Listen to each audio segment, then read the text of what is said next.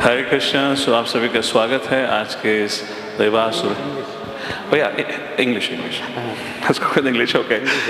Just 2 minutes. Hare Krishna. So we welcome everyone for today morning program, Sunday morning here.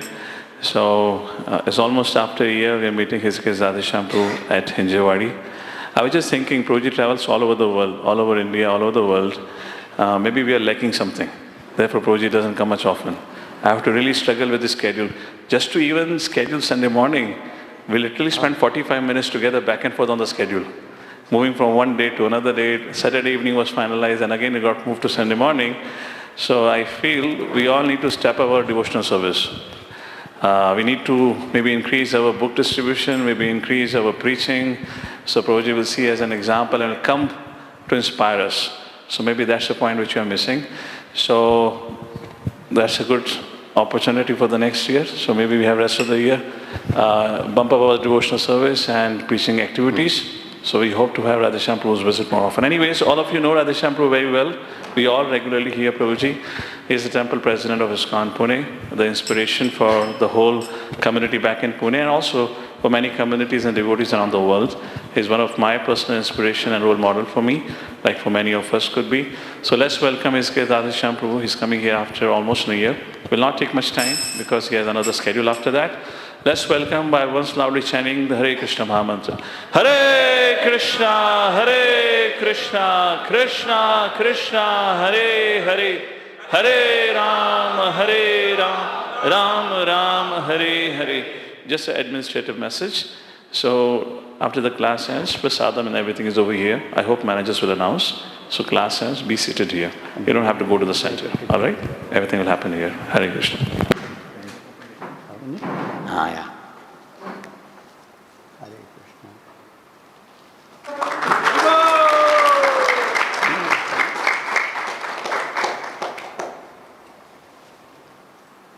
Gurudev कृपा बिंदु दिया करो ये दासे तृणपे को अतिहीन गुरुदेव कृपा बिंदु दिया करो ये दासे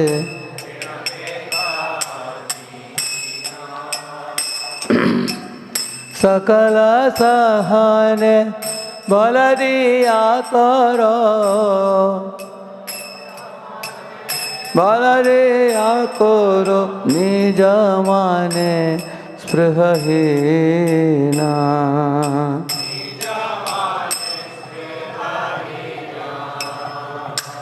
सकले सम्मान कुरिते शक्ति देहोनाथायत यथा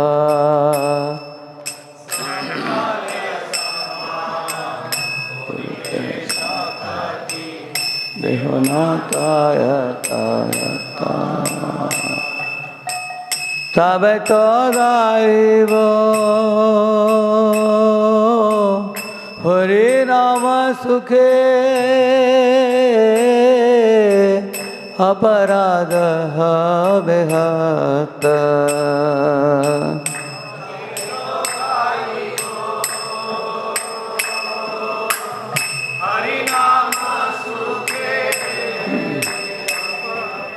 अपराध कबे है नो कृपा लोभिया ये जाना कृतार्थ होइबे नाथ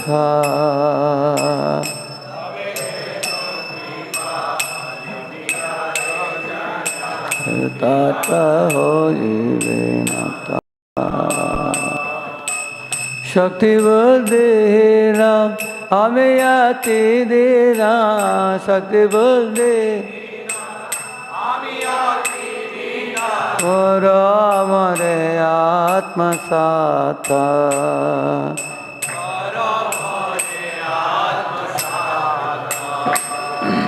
योग्यता विचारे किचु नहीं पाए तुम्हारा करुणा सारा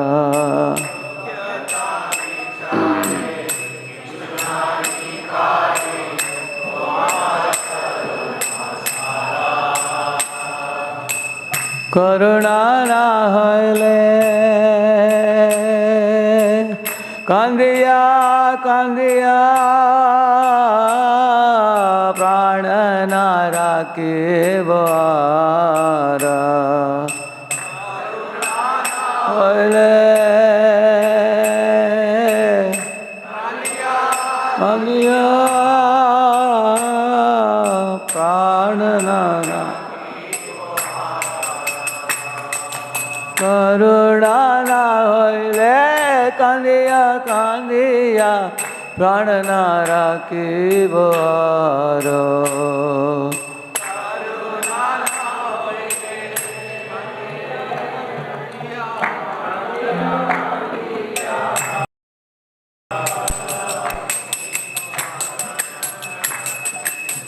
কৃপাবিন্দু দিয়া করো জয় দাসে তৃণপে করতি না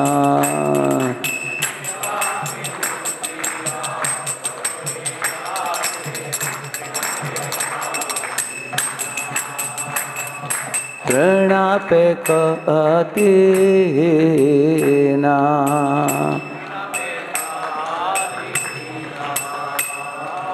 হরে Krishna Krishna Krishna Hare Hare Hare Ram Ram Ram Hare Hare Hare Krishna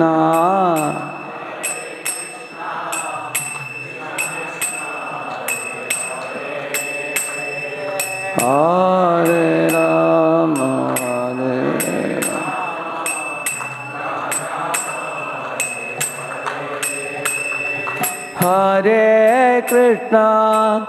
Hare Krishna, Krishna Krishna, Hare Hare, Hare Rama, Rama Rama, Hare Hare.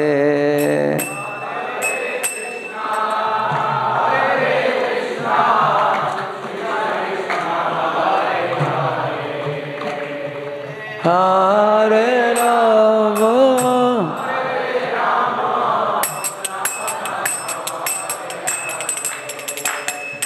Gurudeva Jaya, Gurudeva, Gurudeva, Srila Gurudeva.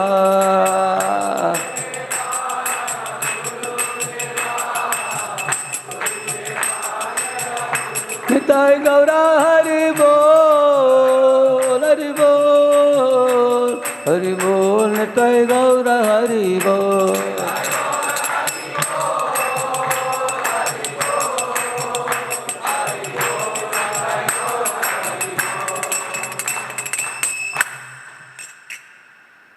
Srila Prabhupada की, गौर भक्त वृंद की। ओम अज्ञानतिमिरन्धस्य ज्ञानाञ्जनशलाकया चक्षुरुन्मीलितं येन तस्मै श्रीगुरवे नमः। श्रीचैतन्यमनोभीष्टं स्थापितं येन भूतले स्वयं रूपः कदा मह्यं ददाति स्वपदान्तिकं। वन्देऽहं श्रीगुरोः श्रीयुतापदकमलं श्रीगुरून् वैष्णवांश्च श्रीरूपं साग्रजातं सहगणरघुनाथान्वितं तं सजीवं साद्वैतं सावधूतं परिजनासहितं कृष्णचैतन्यदेवं श्रीराधाकृष्णपादान् सहगणललिता श्रीविशाखान्वितांश्च नमो ॐ विष्णुपादाय कृष्णप्रेष्ठाय भूतले श्रीमते भक्तिवेदान्तस्वामिन्निति नामिने। नमस्ते सारस्वते देवे गौरवाणी प्रचारिणे निर्विशेषा शून्यवादी पाश्चात्यदेशतारिणे। नमो महावदन्याय कृष्णप्रेमप्रदायते कृष्णाय कृष्णचैतन्यनाम्ने गौरत्विषे नमः। नीलाचलनिवासाय नित्याय परमात्मने बलभद्रसुभद्राभ्यां जगन्नाथाय ते नमः। नमो महावदन्याय कृष्णप्रेमप्रदायते कृष्णाय कृष्णचैतन्यनाम्ने गौरत्विषे नमः। वन्दे श्रीकृष्णचैतन्यनित्यानन्दसहोदितौ गौडोदये पुष्पवन्तौ चित्रौ शम्दौ तमोनुदौ वाञ्छाकल्पतरुभ्यश्च कृपासिन्धुभ्य एव च पतितानां पावनेभ्यो वैष्णवेभ्यो नमो नमः। जय श्रीकृष्णचैतन्य प्रभु नित्यानन्द श्री अद्वैत गदाधर श्रीवासादि गौरभक्तवृन्द। हरे कृष्णा कृष्णा कृष्णा हरे हरे, हरे राम राम राम हरे हरे। ओम नमो भगवते वासुदेवाय।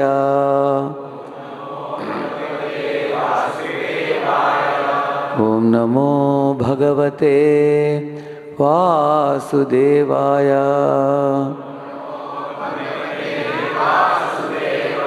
ओम नमो भगवते वासुदेवाय।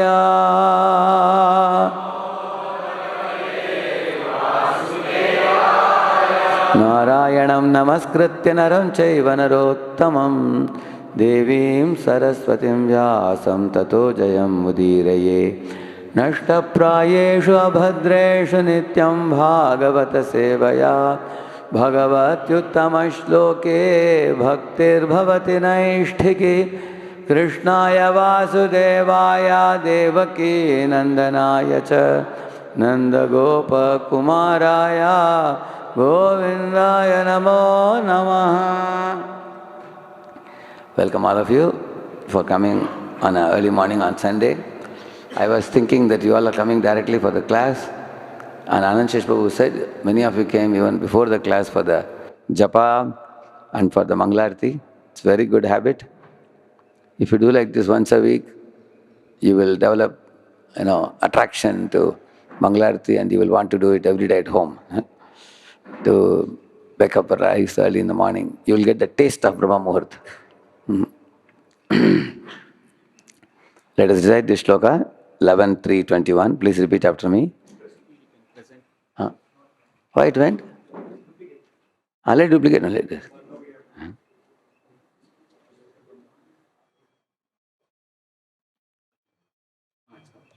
Tasmat gurum prapadyeta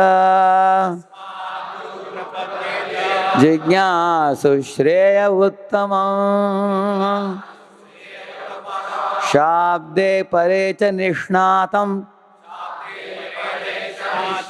brahmanyupasamashrayam. Tasmat gurum prapadyeta jignasu shreya uttamam shabde parecha nishnatam brahmanyupasamashrayam. All Prabhujis together. Tasmat gurum prapadyeta jignasu shreya uttamam shabde parecha nishnatam brahmanyupasamashrayam. All Matajis together.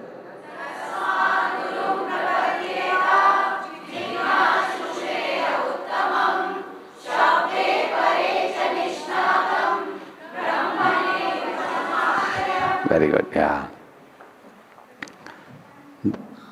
Translation and purport by the disciples of His Divine Grace, Sri Bhaktivedanta Swami Srila Prabhupada ki. Therefore, any person who seriously desires real happiness must seek a bona fide spiritual master and take shelter of him by initiation. The qualification of the bona fide guru is that he has realized the conclusions of the scriptures by deliberation and is able to convince others of these conclusions. Such great personalities who have taken shelter of the Supreme Godhead, leaving aside all material considerations, should be understood to be bona fide spiritual masters. If you see these words, Tasmat, after saying many things, at the end he is saying, Gurum Prapadyeta, one should surrender to a guru, he says. And one should be a jignasu. If you don't have inquisitiveness, one should not accept Guru as a fashion, Prabhupada says. What is the meaning of accepting Guru as a fashion? If you go to some people's homes, they keep a very big photo of some Guruji. They say, so and so Guruji came to our home. We offered him a big garland and gave him a big feast. 5 years ago he came. So in this way he made our home very auspicious. And then you ask them, what do you read? Do you read Gita or Bhagavatam? They don't read anything. Do you chant any holy names? They don't chant. They only have a big TV which they watch regularly, daily. Instead of chanting daily, they chat daily. So Prabhupada said that is called as keeping Guru as a fashion. Don't keep Guru as a fashion. We should be jignasu, he's saying. Jignasu means inquisitive. Yes, there are many people who are inquisitive about the share market, how it is going up. There are many people inquisitive about cinema or sports, India-Pakistan match, who won, they are also inquisitive. But this inquisitive is about Shreya. It is not prayas. Prayas means material. Shreyas means spiritual. Long-term benefit, not short-term benefit. We should be inquisitive about how to go from material world to spiritual world. That should be the inquisitiveness. We should be inquisitive about how to cleanse the heart by chanting the holy name and purifying the heart. We should be inquisitive about how to practice spiritual life, even though we are surrounded by so many material allurements and temptations all around us. One should ask such questions. Such questions which will take you uttamam. Tama means darkness. Uttama means beyond darkness. So material world is darkness. Tamasoma, jyotirgamaya. How to go to the world of bliss and enlightenment. One should ask. And then, yes, when you have such inquisitiveness, you are inquisitive about going back to Godhead. Anytime this inquisitiveness arises in your heart, the Lord in your heart is watching you. And then He will immediately guide you to some Guru. You will see that. Like you are walking in the road with such jignasu, shreya, uttama. Then Lord in the heart will tell you, why are you looking this side? Look that side. Then you look at that side, and that other side of the road, there will be a book distributor standing. And the Lord will tell the book distributor, hey, you are walking away, there is one good soul coming. In the other side of the road. You cross the road and go and give him a book. Because the same Lord who is in the heart of this fellow is also in the heart of that fellow. So He guides both in that way. And then the fellow crosses the road and goes to him and shows the Bhagavad Gita, and he immediately says, many times people say, oh, I was just looking for this. I wanted this. Just now our exams are over. I thought in summer vacation I can read Bhagavad Gita. You have brought me at the right time. Why he feels like that? Because he desired and Lord sent it. So Prabhupada says, by Krishna you get Guru, and by Guru you get Krishna. He says, how is it? Is it cyclic? By Krishna you get Guru means the super soul guides you to this knowledge, to someone who can give you the knowledge. And then when you get that person and the book, then he gives you knowledge. By walking that path, you go back home, back to Godhead. And what should be the qualification of that person? Shabde, pare, two things. Nishnatam. Nishnatam means expert. You should be thoroughly and deeply learned and realized in two things. Shabde means scriptures, pare means Supreme Lord. So he should know the scriptures thoroughly, and also he should know the nature of the Supreme Lord. The nature of the Supreme Lord Krishna is, the only business he has with pure devotees is exchanging love. With gopas, gopis, cows, calves, everybody in Vrindavan. The transaction in the material world is currency notes. The transaction in the material world is material commodities. Whereas the Supreme Lord's transaction with his devotees is pure love. There is no other parameter. All other parameters are compromised. Jati dhan vidyabal na kore apeksha. He says, yeah. Dena shuddha Krishna Shiksha, Dena shuddha Krishna Shiksha. Jati dhan vidyabal na kore apeksha. Shraddhavan, he says, Shraddha mulye shuddha naam sehate te vikai. He says, he sells the holy name only with one currency, which is Shraddha. He doesn't see Jati, Dhan, Vidyabal, all those things. So he should be expert in the understanding of Lord, understanding of scriptures.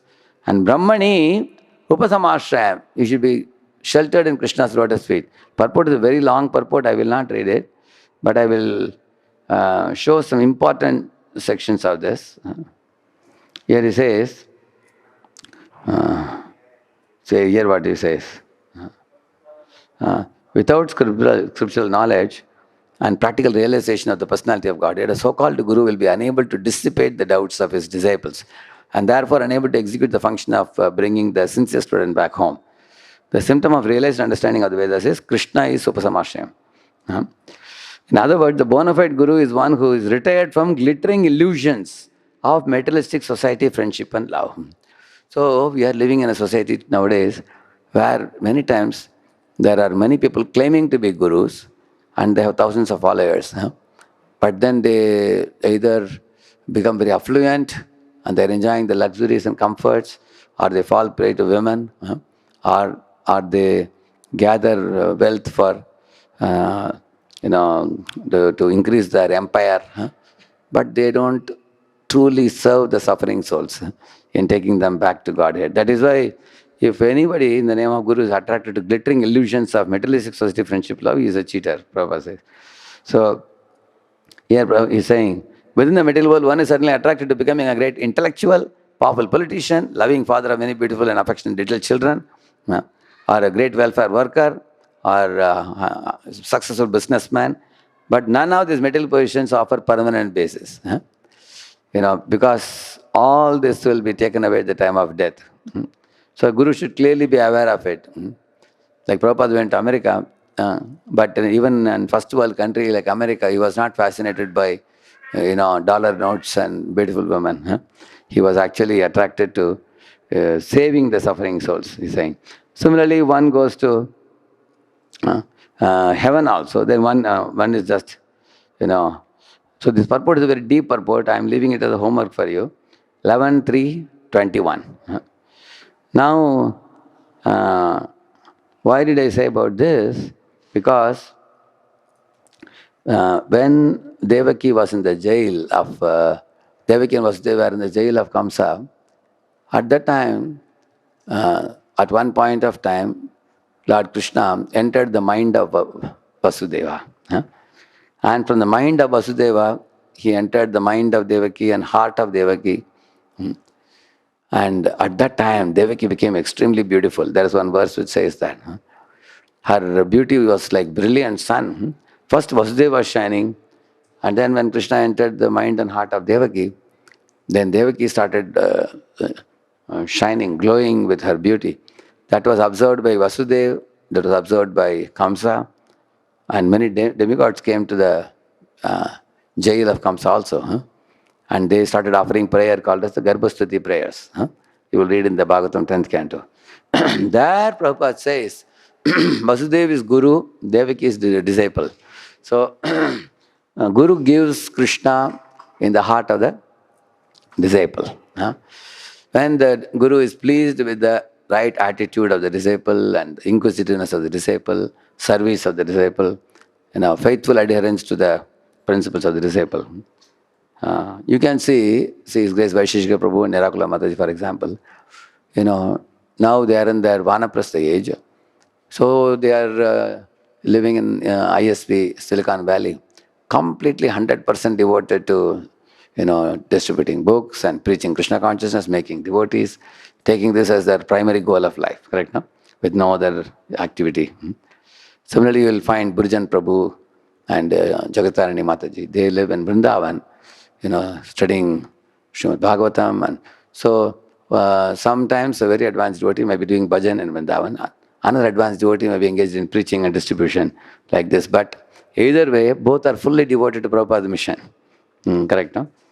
So as our age increases from 30, 40, 50 as we proceed, we gradually clear up our material duties and then give our body, mind and soul to Krishna's mission. Like in Pune, there is one Radhika Vinod Prabhu. So now this devotee, we are sending him to Boston now. He's going to Boston now. Where there he's going to do the Pujari service and also book distribution, he will do that. He's the first Vanaprastha going to Boston now. In future, we want many more devotees to go to America, Canada, Australia, Russia, many other places where there are devotees needed who know the philosophy very well, who have been trained very well. They can go there and stay in the temple, and you don't need any money. Just take prasad and take a little place for staying. They'll provide you. You only go for rendering services, no other expectation. Then you are called Vanaprastha. And Prabhupada says you'll go back to Godhead if you just do that. Huh? Prabhupada says 20 years of your life if you give for Krishna consciousness. Sometimes some grihasthas lament that, oh, we couldn't become brahmachari in the temple. You know, there was one girl in a program, was attending the program. After the class was over, she said, Prabhu, if I have aspiration to become brahmachari in next life, will Krishna give that blessing? I said, why do you have to become brahmachari? In this life only you can go back to Godhead. Huh?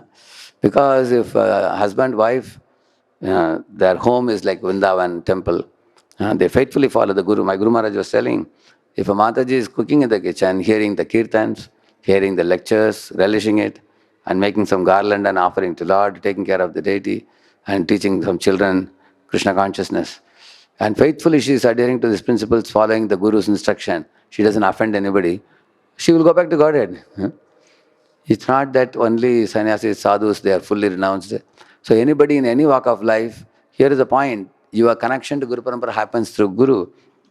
Therefore, I thought of speaking on one very important topic today, which is the role of Guru. Diksha and Shiksha Gurus, how should one relate with them and take advantage? Who is this one prominent person is sitting in the crowd? Who is this? In the audience? I mean, in the student? Who? You identified Krishna there? One, he has a special color, Shamla color, right now? And also he's a Mukut also, because he is king's son, Vasudev's son. So, even the Lord goes to Gurukula to study. Correct, no? That even Krishna and Rama, they go to Gurukul to study, to teach the world the importance of accepting a Guru and following the teachings of the Guru in order to perfect life. Sometimes students ask, Prabhu, is it all right if I don't accept any Guru and just study the books and learn on my own? Why they ask like that? Because they are afraid that Guru will give instruction, which they don't want to follow. So, but Shastras say that,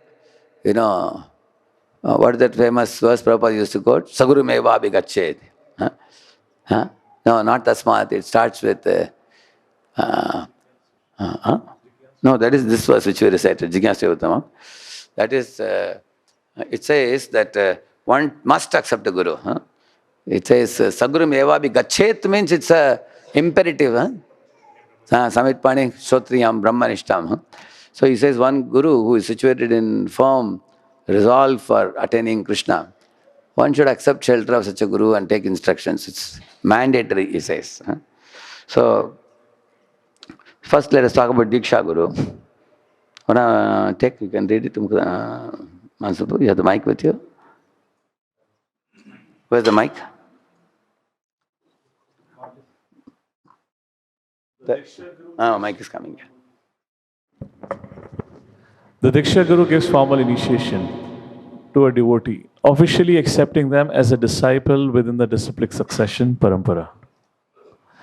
Ceremony. This involves a formal ceremony including fire yajna, receiving spiritual names, vowing to chant at least 16 hours daily and follow the 4 regulative principles throughout life. Commitment. The Diksha Guru takes spiritual responsibility for taking the disciple back to Godhead.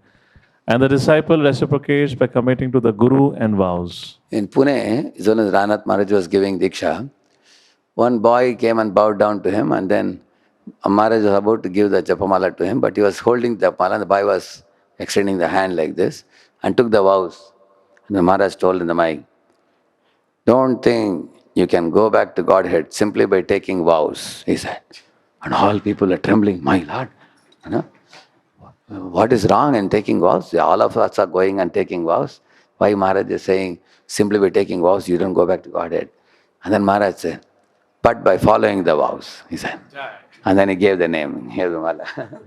So, actually, the process is simple. You accept in front of Guru that I will chant 16 rounds and I follow 4 regs. Now, some of the devotees, at the time of initiation, they get that fever of initiation. Oh, I'm going to get a spiritual master now. I'm going to take the Diksha and everything. But then after 6 months, 1 year, they become very tanda, very cold. You know. Then you find night time they're chanting 4 rounds or 8 rounds.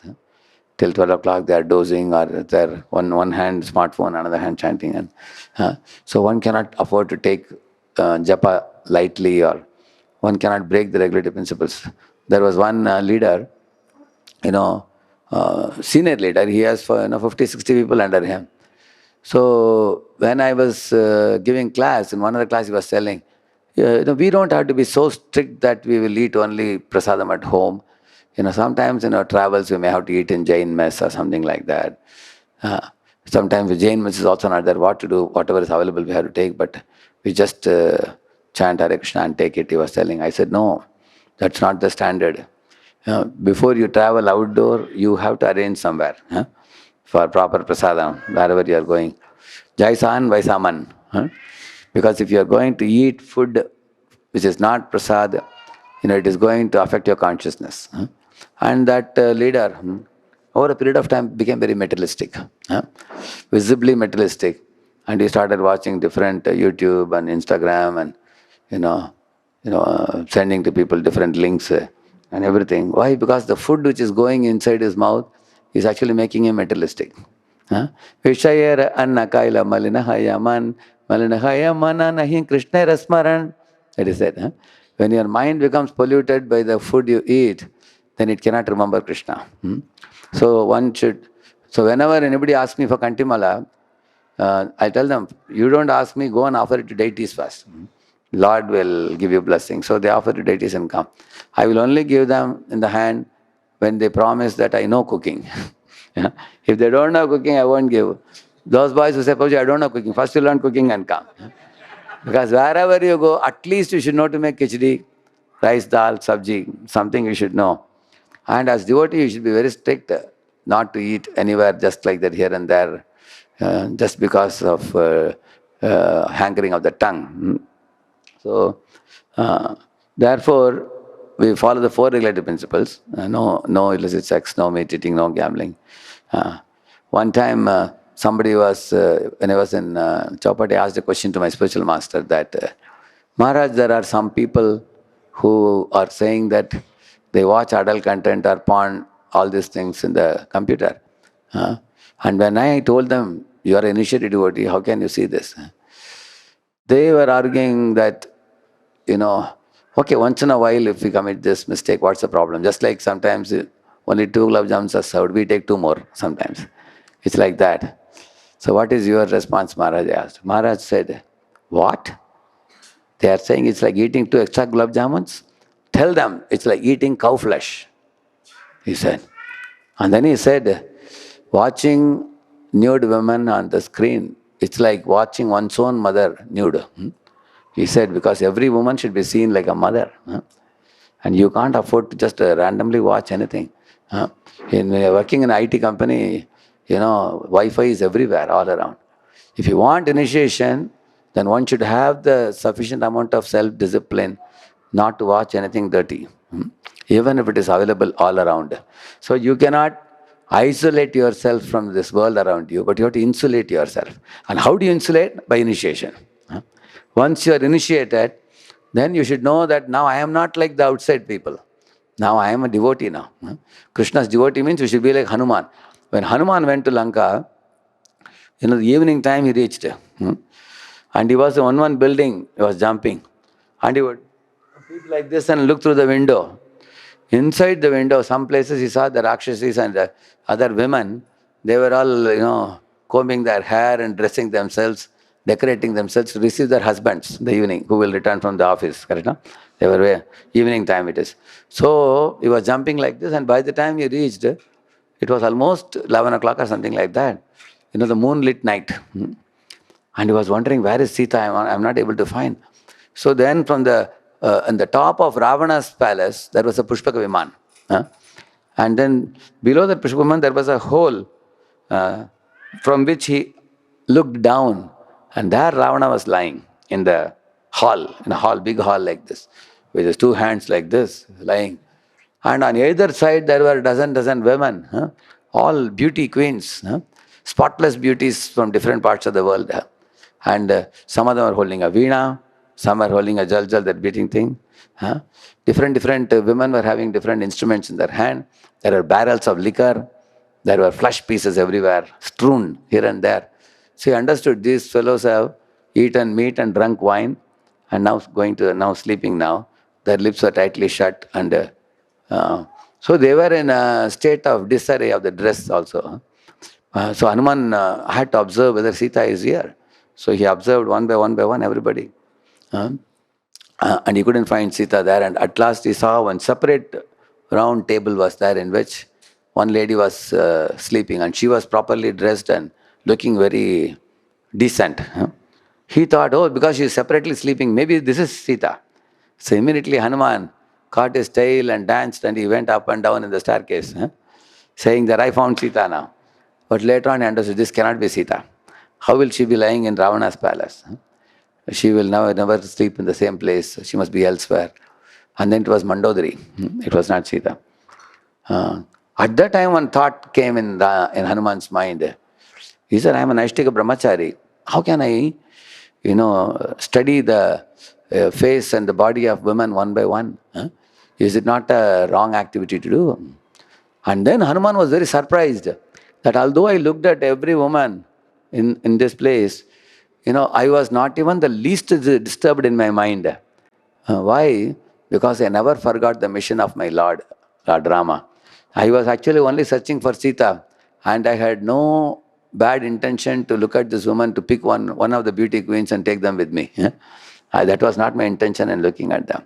So you can understand, Hanuman was so pure in his mission of Lord Ram that because of his fixity in the mission of Ram and because of his love for Rama, he didn't get polluted, even though he had to go and search Sita in a polluting place. That's the most important thing. Similarly, when we are living in the heart of the city, surrounded by mind pollution all around, if one has faith in Guru, one has understanding of the temporary nature of material world and the dangers of the material world, then one will be fixed in one's mission. I have to go back home, back to Godhead. If I am going to play with Maya, that's very dangerous. Sometimes you find they have written 10,000 volts, danger, like that one skeleton they put. You've seen that? You say, no, I'll just put my hand and see what happens. Put your hand, and you'll fall off, correct, no? Isn't it? It's very dangerous. So you cannot play with electricity. So Maya is also like electricity. We cannot play with that. But many people nowadays, even devotees, don't know. They are meddling with Wi-Fi, and you will get slaps and kicks and punches. It will bury you under samsara ocean. One will be gone. Therefore, even initiation will be eyewash if you don't follow the instructions very faithfully. Therefore, my Guru Maharaj spoke very strongly. Tell them it's like eating cow flesh, he said. After that lecture was over, there was pin drop silence. And almost a dozen devotees came to me and said, Prabhu, thank you for that question, Prabhu. They were saying, we also wanted to ask it, but we were a little afraid. They were saying, I said, I know very well. This problem is everywhere. So, therefore, see, the Diksha Guru takes responsibility for taking the disciple back to Godhead. So, not only that, eventually you will read, what is the meaning of Diksha? Diksha. Divyam Jnanam Yato Dadyat means Di. Ksha means Kuryat Papasya Sankshayam. Which means Divyam Jnanam Yato Dadyat. He gives you transcendental knowledge, and Kuryat Papasya Sankshayam. He destroys your prarabdha karma. See, he destroys your karmic reactions, which we have accumulated in millions of lives. On the day of Diksha, when we are circumambulating that yajna fire, finally we put a plantain, a banana, right now, into the fire. What is the meaning of that? That symbolizes that disciple is handing over his karma to Guru. And is telling Guru, here is my karma fruit, karma phala. All this year, millions of lifetimes what I have accumulated. Do you think it's an easy job to give Diksha? Can you imagine somebody is giving a big sack of heavy load of rice or wheat and telling you, you carry on your head, keep it. It's like that. So many of the gurus, immediately after giving Diksha, next day they fall sick. Because all the disciples are dumping their sins on their shoulder. And then, of course, if a disciple is faithfully following Guru's order, the disciple's karmic reactions, Guru can very easily burn it away. It's like a contract. Say, let me give you a very simple example. Say, two of you here. What's your good name, Prabhu? Anshul and Himanshu. Now, say, Anshul Prabhu comes to Himanshu Prabhu and says, Prabhu, I want 5 lakh rupees from one devotee. He is ready to give you, provided Himanshu Prabhu, you agree to become a guarantor. Correct, no?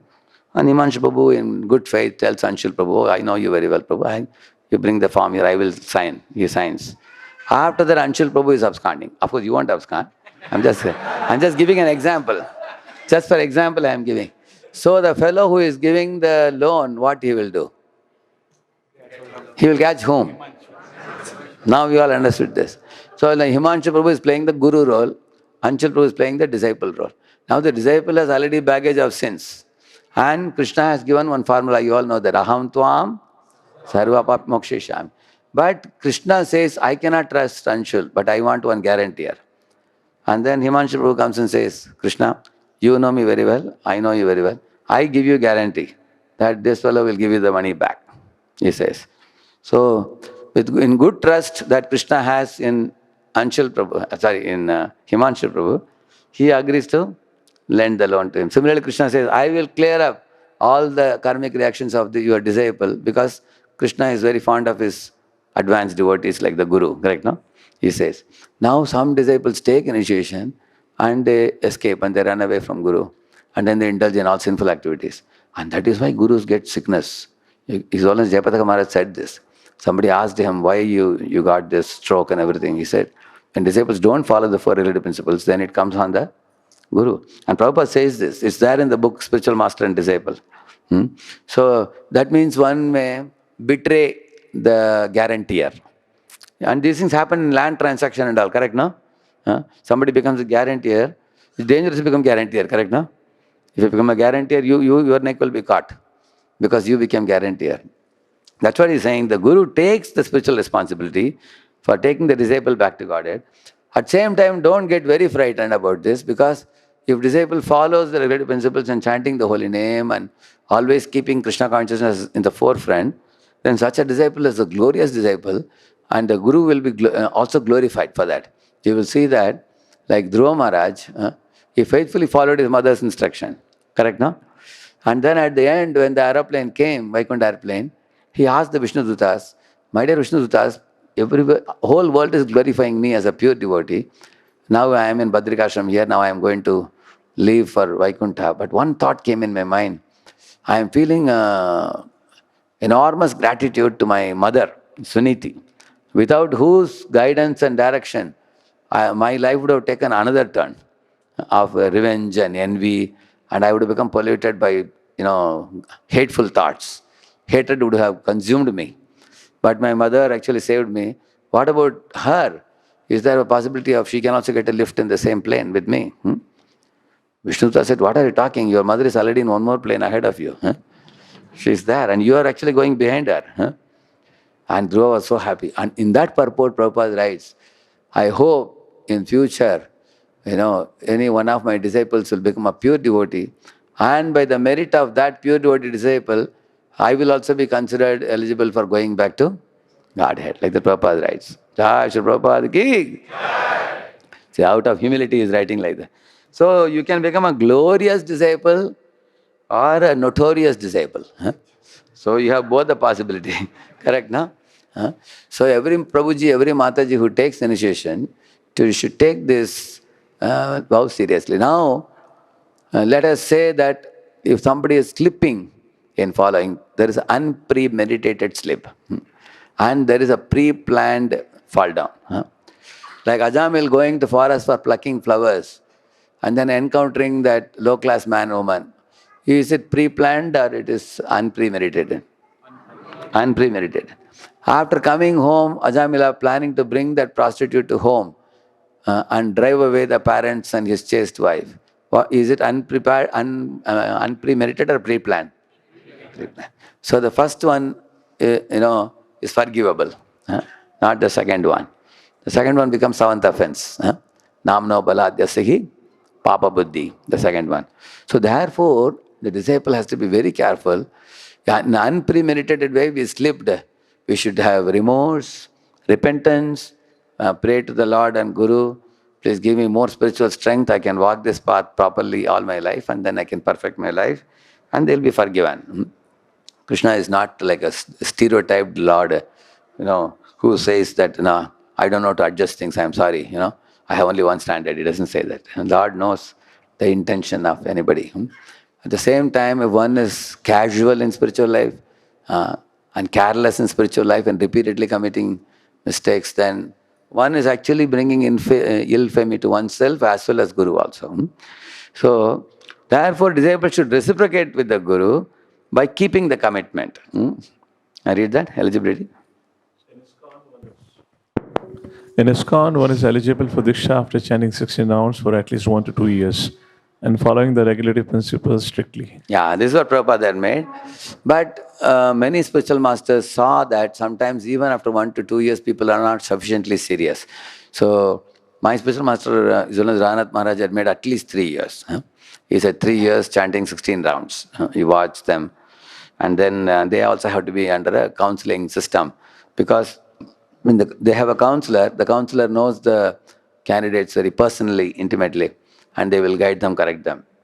One day, me and Gaurang Prabhu were sitting in the car behind, and Maharaj was sitting in the front, and Gaurang Prabhu showed a list of some 15, 20 people to Maharaj. Maharaj, they're all waiting for initiation this time, I'm planning to send them. And then Maharaj said, yes, you can send them. Are you confident about all of them? Yes, Maharaj, they are all coming for the program. Weekly program, they come and they chant 16 rounds, But do you know every one of them very personally? Maharaj asked. And are they in counseling system? Yes, Maharaj, most of them are in counseling system. Maharaj said, not most of them. Make sure that all are in counseling system. If it's a woman, they should be known to the Mataji. If it is a man, it should be known to the Prabhuji. So, because man can, a counselor man can guide the counseling man. A counselor Mataji can guide the counseling Mataji, correct, no? Personally. They should know personally. And then Maharaj said, see, when you show me a list of names, I don't even know who they are. I am initiating them only based on your recommendation. Maharaj said. Therefore, if you recommend somebody and they are not qualified, then you have to also accept a share of my karma, Maharaj said. And Gauranga said, Maharaj, can I get the list back? We will reconsider how many of them should go. Because some of them have been little added towards the end. Quickly, because their friends are going, so they have been added also. Now we will reconsider the list, he said. So, later on Gauranga said, Baap re baap, bada danger hai. Those are recommending. Because all this is guaranteer thing, correct? No? So we are small guaranteers, and Mahara Guru is a big guaranteer. Ultimately, according to the proportion of your size and everything, we will also get a quota. Last one. Disciples primarily take shelter of their Diksha Guru. Yeah. So disciples primarily take shelter of their Diksha Guru. Why the word primarily is used? It is not that disciples take shelter of only the Diksha Guru. They have multiple shelters. For example, they take shelter of Prabhupada's books. They take shelter of Prabhupada's books by studying his books and understanding. Because Prabhupada's books form the foundation of our movement. In the entire Guru Parampara, if you see, one person stands out for us, which is Srila Prabhupada, founder Acharya. And for the Gaudiya Math people, another person stands out very important. Who is that? Srila Bhaktisiddhanta Saraswati Thakur. He started 64 mathas. For them, he is very prominent. For us, His Divine Grace A.C. Bhaktivedanta Swami Prabhupada, he is very prominent for us. So his books form the basis of our ISKCON society. So we take shelter of Prabhupada's books also. And we also take shelter of multiple Shiksha Gurus also, because Diksha Guru gives Diksha, but he is not immediately available for us. He is traveling around. So we take shelter of many, like all of you here, you attend lectures by Madhan Sundar Prabhu, Anand Shesh Prabhu, they give. And those are Matajis, they cannot get personal guidance from brahmacharis, especially in their domestic affairs, in their practical problems and everything. Like one Mataji wrote to me and said, Prabhu, I have a question about my practical things, and I don't want to ask any Mataji because Mataji will go and say, Dama, Dama, Dama, Dama, Dama, they will put to everybody. So, but I completely trust you. I've heard your lectures, so I want only you to give. I want to confidentially ask you. As soon as I received the letter, immediately I put my assistant in CC. Any letter, any Mataji letter means it's like electric current. I told you, immediately put assistant in CC. I told, whenever you write to me, you should always have my assistant in CC. This is his email. And I don't talk anything private to any lady. My computer has no password also. Anybody can check it also. My life is an open book. And I told, you see, confidentially we cannot answer because Draupadi says in Bhagavatam, only a woman can understand the heart of a woman. And I am brahmachari. I am seated in the brahmachari's body now. So I am not actually capable and qualified to guide a woman like you. But whenever any woman writes, I will always connect you to some senior Mataji. There are so many girls' voice Matajis are there. They will guide you. So immediately I added one more email of one Mataji and told her, this is the lead, she will be like your elder sister and she can guide you. Go to her. And she thanked very much. And 2 years later, I saw this girl has come 16 down. She thanked and said, Prabhu, now I am very nicely sheltered now. We have multiple girls and I got peer association and Mataji association also. She's very happily situated now. So that's what we do. That means each of you sitting here, you may have a peer who is also inspiring you. You may also have a superior guiding you. And there are multiple superiors you hear classes from, correct? Shiksha gurus. And then you take Diksha also from a guru. That's why he's saying, primarily you take shelter of Diksha guru, but you also have Shiksha gurus. Yeah. Definition of Diksha guru. Diksha means initiation, formal acceptance into the parampara. The Diksha guru gives formal initiation, Harinam and Mantra Diksha, and accepts the disciple into the Guru Shishya parampara. Yeah. So Harinam is the first initiation, and Mantra Diksha is the Brahman Gayatri initiation. It's called second initiation. So Prabhupada instituted these two things. What is the need for Gayatri? Some people ask. Actually, when you do Harinam, Harinam alone is enough to take you back to Godhead. You don't need any Gayatri. But the Gayatri mantra is given to increase our sattva. Because those who have taken the Brahman Diksha, their rules, regulations are so strict. When you go for worshipping deity, by mistake you put your finger in the nose, immediately you should do achaman. If you touch the eyes, you have to do achaman. You cannot put your finger in the mouth, immediately achaman. Or in the ear, if you put immediately achaman. Correct, no? So cleanliness is very strict. Another thing is punctuality. Like Rupa Goswami Prabhu in our temple, if he is 2 minutes late for offering bhoga, whole day he will fast. He won't eat, he won't drink a drop of water also, very strict. So very strict, punctual in offering to the Lord. We cannot be, Lord is like a king, and Radharani is like a queen. We have to offer on time, we can't be late. So punctuality and cleanliness and also sober behavior. Inside the altar room or in front of the Lord, one cannot shout or yell or chastise anybody. Imagine your spiritual master has come to your home. Will you shout in front of him? You won't do that. Sometimes the wife is very keen to see that Guru is nicely served. She will tell the husband, bring that, bring this quickly. Oh, like that she will say, like that she will talk. Why? Because in front of Guru you cannot shout. But she has a habit of shouting, but correct. But the volume reduces. Correct. Because the husband, like the wife is 16-rounded devotee, husband, poor fellow, he's only chanting 2 rounds. He's a new devotee now. The wife is telling, see, Guru is coming. Put the flowers in his feet. Okay, put the flowers. Bring the garland. Put it on the neck. Then he's looking at the wife, what to do? Bow down. And his hand is doing like this. No, fall flat, she said. Then he fell flat. And tell Guru to sit on the sofa. So she's giving, it's like in computer, give coding instruction. She gives instruction one after another, he keeps doing. But the Mataji is careful not to shout in front of the Guru, correct, no?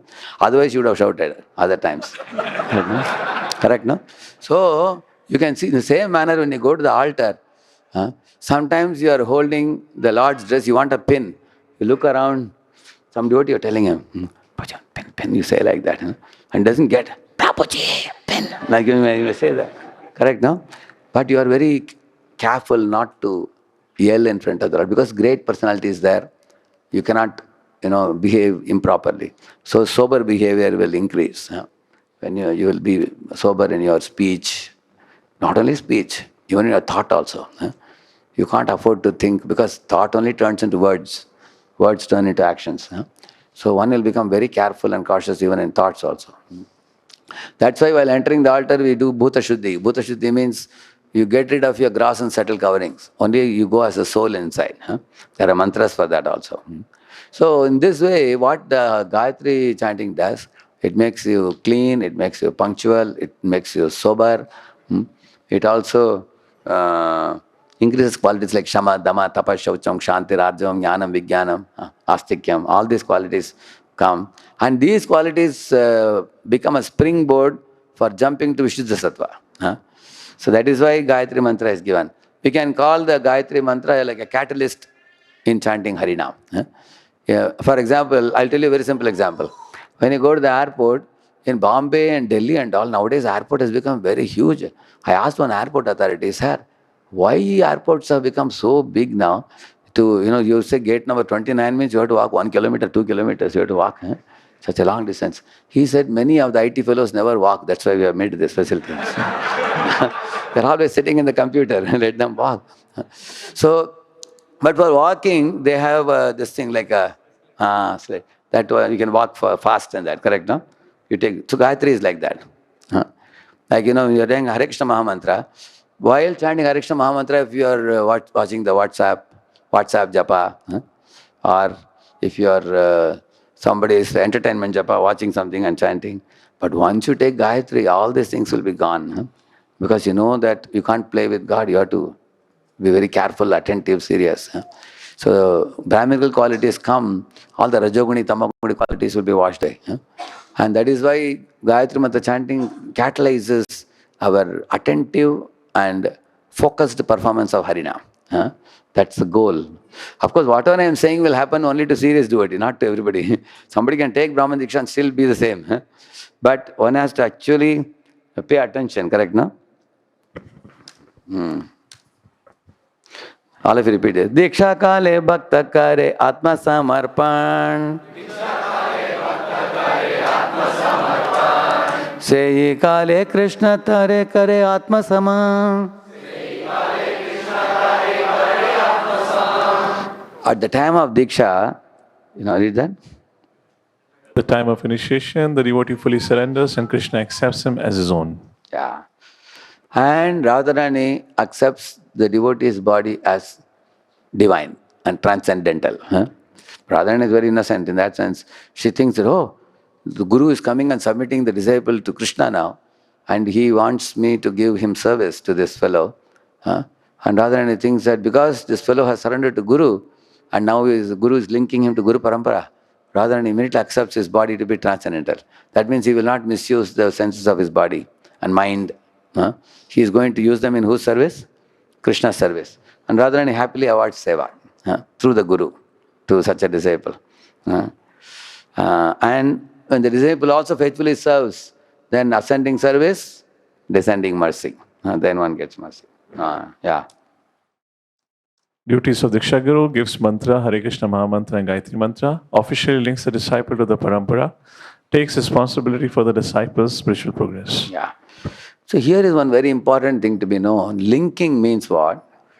For example, here amongst all of you, tell me, any of you were linked to this program by somebody? Anybody here? Somebody connected you, correct? Everybody, correctness. Somebody told you to go here. In Hinjewadi, there is a very nice community. In Pune, correct now? Community is there, headed by Mansudar Prabhu, Anandshish Prabhu, Sundari Mataji. So once people didn't know what this community is, but one class they must have come, they'll be clean bold. My Lord, such community, children are there, boys are there, girls are there, and senior citizens are there. This is a complete community. They'll be very happy. And in case somebody linked that person to this community, but that person himself went away, still the linked person will continue practicing, correct or not? That's the way it is. Sometimes it is seen that some proper disciple, gave Diksha to somebody, and they themselves couldn't maintain their sannyas vows or something, they fell down, or some of them, even those who fall down, they don't go away. They practice as a householder later on. And they tell the disciples that you take shelter of another guru who is in good standing. now I am not in, a good standing now. But the disciple need not fear, because the disciple is already linked to parampara. That link is not lost. So His Grace Gaur Lila Prabhu in Pune temple was initiated by another guru before. So when that guru left his sannyas and became a householder, he told his disciples that you can take shelter of anyone else if you want. So he went to His Holiness Ranath Maharaj, I only took him. And he told Maharaj, Maharaj said, see, your linking to parampara is permanent. That is not broken now. You are already connected. So you are getting Shakti from the Guru Parampara through Prabhupada books, and the already linking is done. But in case you feel more confident by taking initiation from me, then I can give you reinitiation because your Guru has ordered you to take from another. So then he took reinitiation. Is that clear to everybody? Yeah. So therefore, the Guru officially links the disciple to the parampara and takes responsibility for the disciple's spiritual progress. So it is why the word responsibility is given, I'll tell you. One brahmachari started a program in one village, and there were about 40 people coming, 40 to 50 people coming. And then he got another attractive program in another place. So that's a town. So he left this program and started going to the town.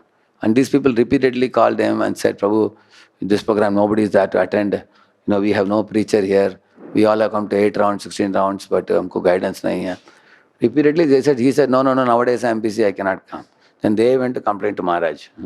And then Maharaj was instructing him. When I was there in the room, I was there in the same room with Maharaj.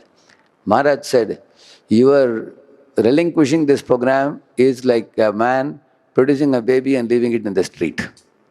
Like that he said. The brahmachari was shocked. Is it that serious, Maharaj? He said, yes, it is that serious. If you make someone a devotee, you should not leave them. And especially when they are longing for guidance. Maharaj, I am overloaded, he said. See, you took that other program. Already you are doing one. If you want to do the other program, then you have to fix one. Another devotee will go to this program. Just like any mother, father who are responsible, if they beget a child, they are supposed to babysit the child, bathe the child, walk the child to school, correct? No? They do that. At least till a certain stage, till the time the child becomes 15 or something like that, correct? No? So in the same manner, Guru takes responsibility for the disciple, which doesn't mean Guru is sitting with the disciple and guiding every moment. That is not practical. But what he will do is, he will guide the disciple to go to some Shiksha Gurus. Like, for example, Gopal Bhatta Goswami, he told his disciple Srinivasa Acharya to go to whom? Jiva Goswami. Similarly, Narottamdas Thakur's guru, Lokanath Goswami, was Diksha Guru. But he told Narottamdas Thakur to go to Jiva Goswami. Similarly, Hridaya Chaitanya put his disciple Dukhi Krishna Das in the guidance of Jiva Goswami. So in Jiva Goswami's ashrama, the 3 people I told you, Dukhi Krishna Das, Narottamdas Thakur, Srinivasa Acharya, they were all Diksha disciples of different gurus, different gurus. But they were thick friends. These 3 are like trio. They were very thick friends. So it's not that you should only think, I like to connect only with my God brother, God sisters. No. Here is a real life example. Under Jiva Goswami, 3 different gurus disciples are happily staying together. So how should we see this? For example, see all these children, what are their names? Your name? Raman? And Deval? Yeah? Nanad? Ekangsh. Now these 4 devotees, say they are playing in the evening together. They can be thick friends. But after the play is over, they will go to their respective parents who will take personalized care of them. Correct, no? Sitting with them, teaching them some subjects, feeding them food, prasad, everything. They belong to 4 different homes. But when it comes to playing in a ground, they'll play together. So ISKCON is like a playground where we all come together and serve. But we may be initiated by different gurus. But when we come together, we should not talk about my guru, your guru. We don't talk. We only talk about, we all are Prabhupada's followers. Just like Sripad Ramanacharya is a prominent guru, and many other gurus are now initiating in Sri Sampradaya, but they all claim themselves as Ramanuja's followers. Although personal Diksha can be given by different gurus. Is that clear to everybody? Yeah. Well, let's go to Shiksha Guru now. Read that. Shiksha Gurus provide spiritual guidance, inspiration, practical instruction at every stage of devotee's journey, often on a more regular or day-to-day basis? Yeah. So, Shiksha Gurus are those, actually, the Diksha Guru represents Madan Mohan deity and Shiksha Guru represents Govind deity. Huh? So, Madan Mohan deity is known for what? Jayatam suratau pangaur mama mandamater gati matsarvasva padambojau Shri Radha Madana Mohanau Devyat Prindaranya Kalpadrumada Shrimat Ratnagara Simhasanastau Shri Shri Radha Srila Govinda Devo Preshtalivi Sevyamano Smarami. These are the two prayers. So the word Madan means one who intoxicates or attracts the devotee by his beauty. Huh? And go means our senses. One who gives pleasure to the senses of the devotee when they engage in seva. Huh? By rendering service, one feels great bliss in Krishna's lotus feet. So, Diksha Guru attracts and gives initiation. And the Shiksha Gurus are supposed to engage them, like he says, provide spiritual guidance, inspiration, and practical instruction how to advance in spiritual life. Now you do this, now you do this. For example, I think your psychophysical nature is like this, so you can take up this seva. Huh? You have a little inclination for literary things, so you can, produce this magazine, huh? Or you can go for preaching, or you can do writing, things like that. Somebody has a nature to control, manage, organize, coordinate. Okay, you can take the lead in organizing Janmashtami festival in this colony or something like that. Huh? Like that. So in this way, the Shiksha Guru can also give knowledge, they can give inspiration. What is this inspiration? See, there are different Shiksha Gurus who give lectures. Huh? You will see that. You can have multiple Shiksha Gurus, but you will see that their way of explaining Krishna consciousness is not the same. It is different. You have seen that? Say, for example, let us say 5 different devotees make halwa. Huh? One devotee makes halwa like rubber halwa. Huh? Another devotee makes very soft, like that. Another devotee makes butter halwa. Correct? No? You've seen butter halwa? It's very, very attractive. It is very soft. It is. And one devotee, you see, he will do, stirring it for 2 hours, and the halwa will fly in the air. It will be so soft. You seen that? So the halwa is the same, but different devotees' hand is different. I know one cook. This cook, if he prepares the prasad and comes and keeps it in the hall, he had prepared some pakodas and bhaji, he had prepared bhindi sabji, he prepared sambar, and he prepared chapatis. And his nature is so, the way he cooks, the food will be so fragrant, it will pierce the nose of everybody. As soon as you keep it in the hall, boys will take their plate and come running. On the other hand, there are cooks, they will prepare and keep it, and repeatedly you have to call, Prabhu, please come, please come. And they will ask, okay, tell me what is the menu today. Correct, no? So, similarly in the preachers also, different preachers are of different style. Huh? Like you see, Amogalla Prabhu has a little bit, humor and wit, but he doesn't compromise on the philosophy. Speaks the philosophy also. Isn't Amarendra Prabhu? He quotes very beautiful verses with a lot of emotions. He speaks with feelings. There's a lot of devotion he has, and very powerful. Similarly, you find Gauranga Darshan Prabhu, he will stick to the Shastra very powerfully, and, speak narrations of, shlokas and the glories of the holy name and the pastimes of Krishna. And he's a very good notes maker, and, he produced this Bhagavad Subodhini. And also he makes very good PPTs also. If you join a course very nicely, systematically, systematic teacher, very good teacher. He just makes sure that the content is conveyed very nicely. And very, very, devotee of very high character. You can see that. Gaurang Prabhu, he has a style. Gaurang Prabhu's speech is such that an audience will be catching the belly, ha, ha, ha, ha, they may laugh. And he will coolly release jokes very easily. He speaks with such a command, such depth. And Chaitanya Charitamrita, he can quote 100 shlokas without seeing any book. He has multifarious talents. He can memorize such shlokas. And he also is socially active. He talks about what is happening. And he can quote you statistics which most big people also don't know. All across the globe on education, on what is happening where in which part of the world. He's keeping abreast of things, multifaceted personality. Yeah. Mm. And after doing all these things, he will dance with devotees in Kirtan also. Like a very simple. Yeah. Cooking, most important. Gauranga Prabhu is the number one in cooking. When Maharaj put him, Gauranga Prabhu's favorite, I asked him once, what is the favorite? He said, to feed the whole world. That is his favorite activity. What do you call it? What kitchen? It's like Krishna Kitchen, correct, no? He got an award also for that, for Krishna Kitchen, organizing things. Once I asked him, how did you develop such strong inclination for cooking and feeding people? Of course, when he talks to me, he jokes a lot. So he was telling me, see Radheshyam, I tried giving feedback to people, they became angry with me. Now I don't to give feedback, I give feed front now. Yes, sir.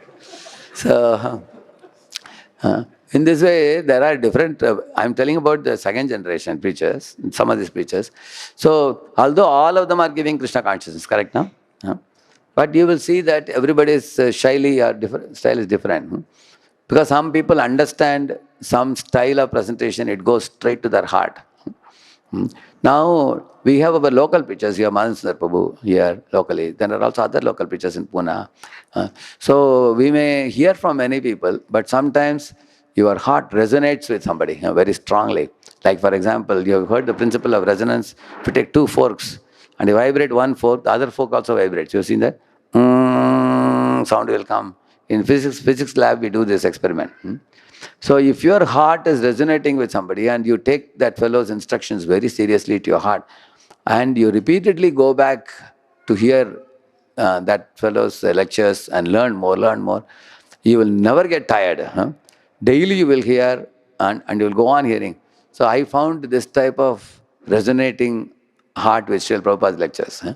So I have in my device complete Prabhupada's Bhagavad Gita Bhagavatam with me. I keep on hearing. I finished Bhagavad Gita once through, second time I'm hearing now. I'll keep on hearing every day. I have put it in such a mode that it will continue. So Prabhupada's style of giving Shiksha, I love it actually. Very simple, lucid, thrilling examples. I can hear one lecture, I can hear 100 times also. So that Shiksha is influencing me. And my spiritual master's lectures, I find it extremely helpful in curing my false ego, in purifying my, propensity to find faults, because he is a personality who is very strict with sadachar. He talks very powerfully and through examples, and also he gives finer depth in pastimes and everything. So I hear these two. Of course, I do. I hear as well as Gaur Govind Swami's books and writings. I also read as well as Sachibudas Maharaj's writings.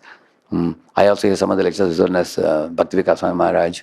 Like that, I have many people from whom I'm, as well as Shivaram Swami Maharaj's books. And I'm very fond of Romapad Swami's question answers. He's very good in answering very difficult questions. So in this way, after going through various different people's things, I like Chaitanya Charan Prabhu's Vedic Observer, correct? No? And his articles on Gita. I told him in a previous life he must have been a Gita Acharya already. And Madhansundar Prabhu also is writing, speaking very good reels, very powerful, punching. Sometimes we send it to all the counselors also. We take your reel and send it to all the... So in this way, every devotee is empowered differently, but it would be offensive if you compare the devotees. For example, jasmine flower is fragrant. And like gerbera flower is beautiful. And lotus has honey. But don't tell about which flower does not have what. Don't talk what they don't have. Talk about that's all you should say and keep quiet after that. See, this Prabhuji is like this was not like that. Don't say that. Immediately offense would start. Because Krishna has sent different type of Shiksha Gurus to give us inspiration. And wherever, if you are inspired by a Shiksha Guru, you accept and take benefit, don't criticize others. If you criticize others, it will become offensive. Like Einstein was saying, if you send a fish to a school where they keep a subject called tree climbing subject, the fish will get F grade. And if you keep this, tree climbing subject, if the rabbit tries to climb the tree, he will have a brain hemorrhage. He'll fall back. And who will get A grade? Monkey will get A grade, is it not? Isn't it? Similarly, if you give swimming, fish will get A grade in that. Huh? And a monkey can never consider swimming. Huh? It's very dangerous for him. Correct, no? So in the same manner, every preacher is empowered differently by Krishna to inspire different type of living entities. Huh? So therefore, you can appreciate all the preachers and be completely non-envious and happy with all of them, seeing Krishna's glory. Mama tejomsha sambhavam, he says that. Krishna's tej in amsh form is coming through various preachers. And you can appreciate them. As long as they are representing parampara properly and not concocting or speculating, presenting the philosophy Siddhanta nicely, you can hear and appreciate. Yeah, are you done? Ritual. There is typically no formal initiation ceremony for becoming a Shiksha Guru. Any advanced, knowledgeable devotee can act as a Shiksha Guru, provided they teach strictly within the parampara and according to Srila Prabhupada's instructions. Yeah, for Diksha, there is a formal initiation process. For Shiksha, there is no formal initiation. But one decides that I am able to relish this Shiksha. See, there are some items, when you eat them, you eat with your heart. For example, if somebody gives you 4 gulab jamuns floating in a golden liquid with a spoon, will you eat? Okay, Prabhu, you are asking me to eat, so I will eat. You will eat like that, or you will eat with great relish? Great relish. So, if you are able to hear anybody's lecture like that, and then not only that, you will make points and you try to apply it in your life, that means you have respect for the speaker, you have appreciation for the speaker, you have relish of the speaker. Then that Shiksha is actually influencing you. See, any Shiksha that influences you and transforms you. For example, Krishna spoke to Arjuna who was crying, but later on Arjuna did not cry anymore. After hearing Bhagavad Gita, he took the bow and arrow and fought the battle. Karishye vachanam tava, correct now? So it transformed him. Similarly, Vidura preached to Dhritarashtra, right? And earlier he was attached, but after hearing Vidura, what happened? He went to forest with Vidura. He got transformed. And Diti, she wanted a child to kill Indra, correct now? She was envious of Indra. But then her husband gave her one Pumsavana process. And that process transformed her or not? What do you think? She completely became non-envious at the end. All her 49 children became, followers of Indra. Who are they? Maruts. They became Maruts. So that means if a Guru is one who transforms your heart. That means you hear, it can be Shiksha Guru, Diksha Guru. By hearing, you get the relish, you get the appreciation, you get respect, then only you will apply it in your life. Otherwise, you will hear it like this and leave it like this. But when you apply, then you see a change. Now, any of you are initiated by, for example, His Holiness Raghunath Maharaj, we should hear his lectures, very important. If you don't hear his lectures, you will never know who he is. You understand a person when you hear his lectures. Otherwise, you are going to speculate about a person. Like somebody, if you tell, what do you think about his devotee? Oh, Prabhuji puts a chadar around his neck, and Prabhuji has a spectacle. Prabhuji looks young. If somebody says like that, he doesn't know who I am. He's just seeing the superficial body. Yeah, a person is known when he opens his mouth. What is his substance? What are his convictions? What does he stand for? So whenever I hear my spiritual master's lectures, I feel such a deep personality he is. Such kind of fixity as in Krishna consciousness. So any guru, you are a disciple of His Holiness Lokanath Maharaj, His Holiness Gopalakrishna Maharaj, His Sankarshan Prabhu, His Holiness Jayapada Swami Maharaj, His Holiness Bhakti Vikas Maharaj, whichever disciple you are. Apart from Prabhupada's lectures, it is very important for us to hear Guru's lecture. What will happen if you hear your Guru's lecture? Affection will develop by that. And that affection is important for us. Why? Because that affection is the hook which is going to lift us up. So Prabhupada is important. Next to Prabhupada, our Diksha Guru is important. After that, you can take help of Shiksha Gurus. So in my YouTube channel, many people ask me, Prabhuji, I am hearing your lecture every day. Now what about my Guru's lecture? Can I skip that and hear yours? I said, no. You should first hear your Guru's, Diksha Guru's lecture. Complete at least 15 minutes, 15-20 minutes Prabhupada's lecture, 15-20 minutes your Diksha Guru's lecture. Then if you have time, you can hear my lecture. I tell them. And then some people ask me, Prabhuji, can I accept you as my counselor? No. Why? Because, I am just putting my lectures in YouTube, but I will not be able to know personally who you are. Huh? You need a counselor. And if you are a boy, I can connect you to a counselor, brahmachari counselor, who will guide you. If you are a girl, I'll connect you to a girl's voice counselor. If you are a grihastha, I'll connect you to a grihastha counselor. And female should take guidance from females, male should take guidance from male, and husband-wife couple can take guidance from a couple. Huh? But then they ask me, but I am hearing your lectures, I'm getting inspired. Yes, you can take spiritual inspiration, no problem. That you can take. When it comes to practical application, you need the help of counselor. So now people are clear. One fellow wrote to me and asked, Prabhuji, I want you only as a mentor. He said, so then come to Pune. You have to be in Pune only. If you are in Pune, you may take. But if you are not in Pune, then wherever you are, that temple you go to the local temple, connect to the local temple, whoever is the local leader there. Somebody from Hinjewadi writes to me, Radheshyam Prabhu, I want you as the mentor. I'll say, Dharman Sundar Prabhu, correct, no? I'll immediately tell him, go and connect. I already connected many people to many places like that. Because, I won't be able to have 1,000 people in my pocket and say, I will take care of all of you. Huh? I won't be able to do it. Already I am super busy. Huh? So I just connect people to their respective places. So why am I telling you all of you these things? We should have detachment when it comes to wanting to possess people. We should be willing to put people in guidance where somebody will give them a very good guidance. There are brahmacharis who took Mataji's to guide. Some girl wrote and said, Prabhu, I love your lecture so much. Every word makes sense. When you speak, the whole spiritual world manifests this and that. Right? Then the brahmachari becomes allured and attracted. Oh, she likes my lecture so much. I want to know who is she. Give me your WhatsApp number. I will talk to you. Huh? And then they connect with her, call her, and then first it will be audio call, then it will be a video call. Then they get closer. Very soon you will find he will release the saffron, wear white, and get married to the same girl. It has happened with many, many. I have seen in front of my eyes so many people. Huh? I watched him. That's because he did a wrong thing. What is it? A man should not guide a woman. Huh? It's not good. A man should hand over the woman to another woman. Correct, no? So that is why, next one. Devotees may have many Shiksha Gurus, their primary Diksha Gurus, senior devotees, and peers who help them. It's not working. Can you take this one? Yeah.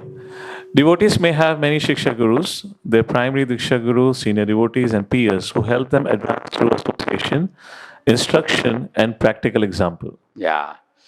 So Diksha Guru cannot be many. Diksha Guru should only be one. That doesn't mean you neglect or disrespect other Diksha Gurus. See how you should see Diksha Guru. Say if there is a very big cylinder full of nice milk, rose milk or something, and you put a dozen taps. Anybody can open any of the tap and take the rose milk and drink. It will be the same, correct? No? Similarly, Krishna is like that barrel with rose milk. Like we say that famous verse, Vasudeva Vasutam Devam Kamsachanuramardanam Devaki Paramanandam Krishnam Mande Jagat Guru. He is Jagat Guru and he is speaking through the mouth of various gurus. His Holiness Lokanath Maharaj may emphasize on spreading the holy name. His Holiness Jayapataka Swami Maharaj may emphasize on congregational preaching. His Holiness Radheshyam Maharaj may emphasize on community building. His Holiness Bhakti Vikas Maharaj may emphasize on speaking without compromise, strongly and purely, and without adulterating the message, like that. His Holiness Gopaksha Maharaj may emphasize on book distribution, correct, no? But the core philosophy, what they're giving is all same only. So it's like the same milk is coming from different taps.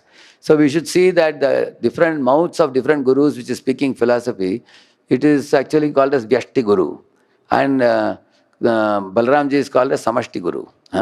So the Samashti Guru is sum total of all the gurus. So when we see like that, you will love all the spiritual masters equally.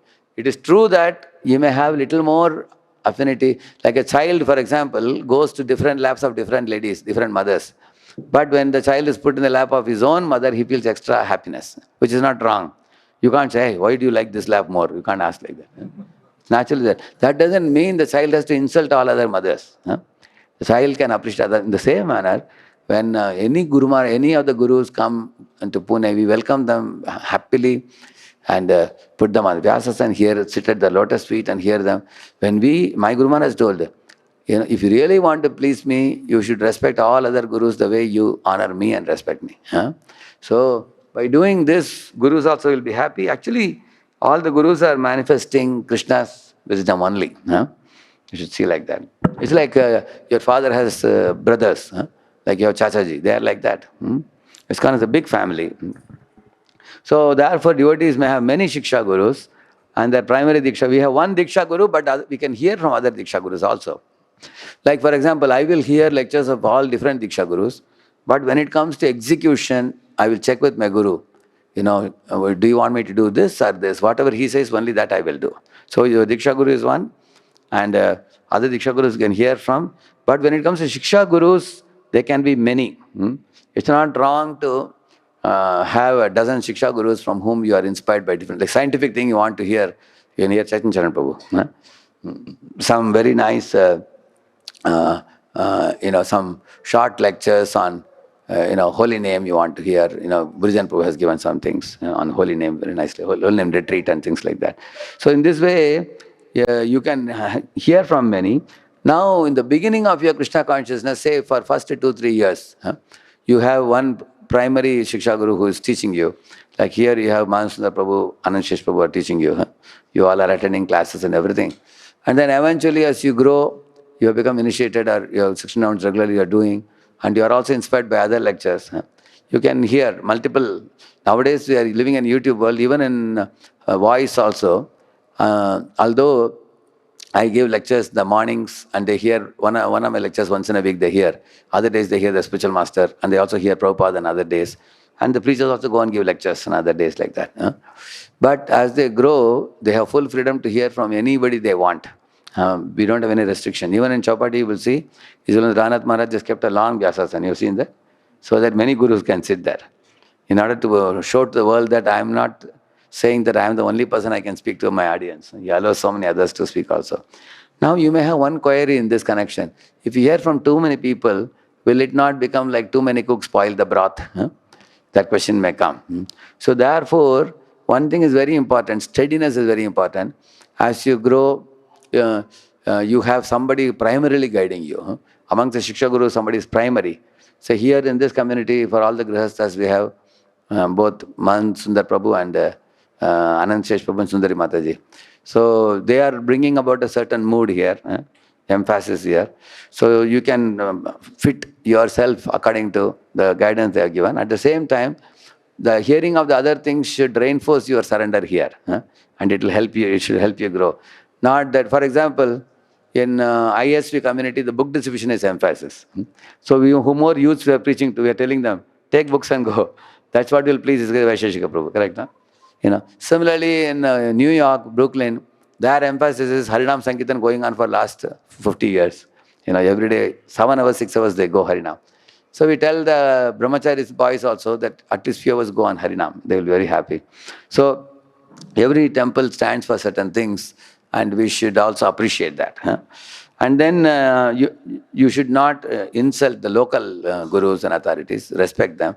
At the same time, they also should give that freedom to associate, bring nice preachers here, allow all of you to associate. And in this way, yeah, go ahead. Complementary guidance. Shiksha Guru should always support the teachings of the Diksha Guru. If they instruct against the Diksha Guru's teachings, they are not considered bona fide. Yeah. One example I'll tell you. One time what happened, Jiva Goswami gave one seva to Dukhi Krishnadas. This Dukhi Krishnadas went to Seva Kunj and he was sweeping. He was given that seva by Jiva Goswami. And the tears in his eyes welling up because he was thinking Srimati Radharani and Krishna and all the gopis, they do the rasa dance here in this place. Night they will come and dance. Now I am cleaning this place. He was singing a song, remembering Radha and Krishna, and then absorbed in remembrance, he was rendering seva. Because his attitude was so great. Radharani arranged for this. He found one nupur, one pile, one ankle bell. So he picked it up and thought, oh, this must be Radharani's. At the time, one young, beautiful girl arrived there. She looked like an ordinary girl, but she's not an ordinary girl. She's actually Vishaka Saki. Actually, these Sakis have a Kishori form in which their bodies are effulgent. It's a Satchidananda form. But when they come in this world, sometimes they will transform that form to look like a young girl, that's all. So she came and asked, did you find one nupur here? And he said, yes, I got it. So can you please give it to me? My Swamini has lost it, she said. Then he asked, who is the Swamini? Yeah? She said, Srimati Radharani, she said. He said, can you please take me to her? Can I give her? He asked. She said, oh, okay, come with me. So she took him to the end of the garden. There was a large tree underneath which Srimati Radharani appeared in her effulgent form, and the Kishori form. Shyamananda fell, this Dukya Krishnadas fell unconscious. When he got up, we saw he also had become a gopi. He got his Siddha Deha. Earlier he had Sadhana Deha, now he had Siddha Deha. And then he handed over to her, Srimati Radharani. She took it and then made one mark on his forehead with a tilak and touched his head and blessed him. Because you gave happiness to Shyama. Shyama is Radharani. Shyama. So therefore I bless you with the name Shyama Ananda. So your name will be Shyama Ananda, like that she blessed. Now he again bowed down to her. When he got up, she vanished from there. Then when he came back to Jiva Goswami, he told everything. Jiva Goswami understood.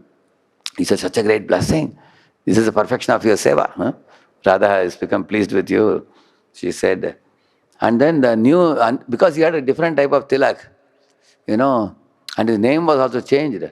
The Guru Hridaya Chaitanya was in Ambika Kalna. He became very wild. Hey, my disciple is doing all these things, I am coming now. When he arrived, when he arrived in Vrindavan, directly went to the disciple, caught him. In some places it is said he scolded him, some places it is bet him also. Then he went to Jiva Goswami and said, hey, you are a Shiksha Guru, you are supposed to teach as per what I expect my disciple to learn. You have taught him something else. You have made him a speculator, wearing different tilak and having different name. Kya chal raha hai? Then on that night, Srimati Radharani came in the dream of Hridaya Chaitanya and said, don't be upset with your disciple, it is me who gave him the name. He is in Madhuri Ras. He is a gopi. And you are not a gopi, you are in Sakya Ras. So you are associate of Krishna and she is my associate. And I have given the name to him, don't worry. When Radharani said, he fell at her feet and thanked her and everything. Next day morning he embraced his disciple, it is said. But I quoted this example, why? Because the Shiksha Guru should inspire his people to hear the lectures of the Diksha Guru and regularly go and associate and advance in their spiritual life. So one Diksha Guru may have multiple Shiksha Gurus to guide also. Like once His Holiness Bhaktivinoda Swami Maharaj sent a couple of disciples to Pune and said, 6 months you go and stay in Pune and come. So he wrote a mail to me and said, I'm sending 2 of my people. Then they came here. After 6 months they went back to Salem after that. So in this way Maharaj, and Paramahansa Gopalakrishna Maharaj also sent from Delhi many devotees here to Pune, and they will stay here for a few months and they will go back. So I always see, whenever I see any disciple of anybody, I see like this. Here the disciple, here the Guru. I see them together. I don't see them. If I see any Gopalakrishna disciple, I will see that Maharaj is just behind them. So that I will instruct them in such a way that Guru will be pleased also. I will not give them any instruction that will go against the Guru's will. Because then Guru will become upset with us. Is it clear? Yeah. Definition of Shiksha Guru. Shiksha means instruction, guidance in devotional life. Shiksha Guru provides practical training in bhakti, how to chant, follow vows, study Shastra. Further?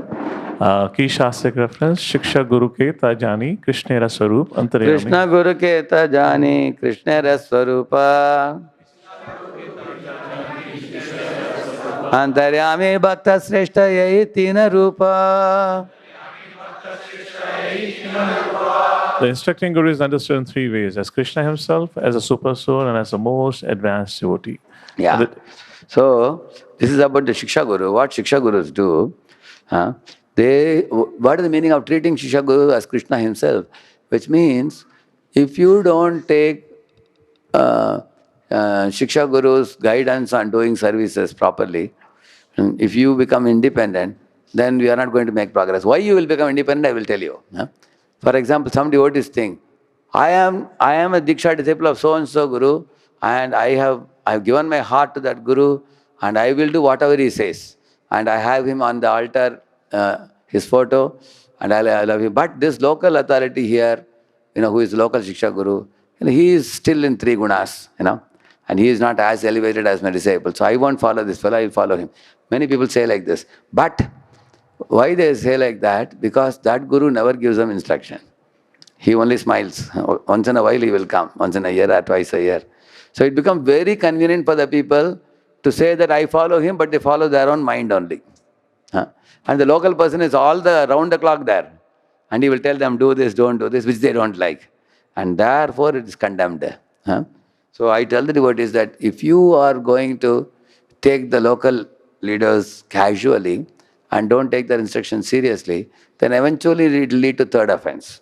The local leaders are not your Diksha Guru, and they may be giving Shiksha, but they are watching your deficiencies and telling you, don't do this, do this. It is for your good.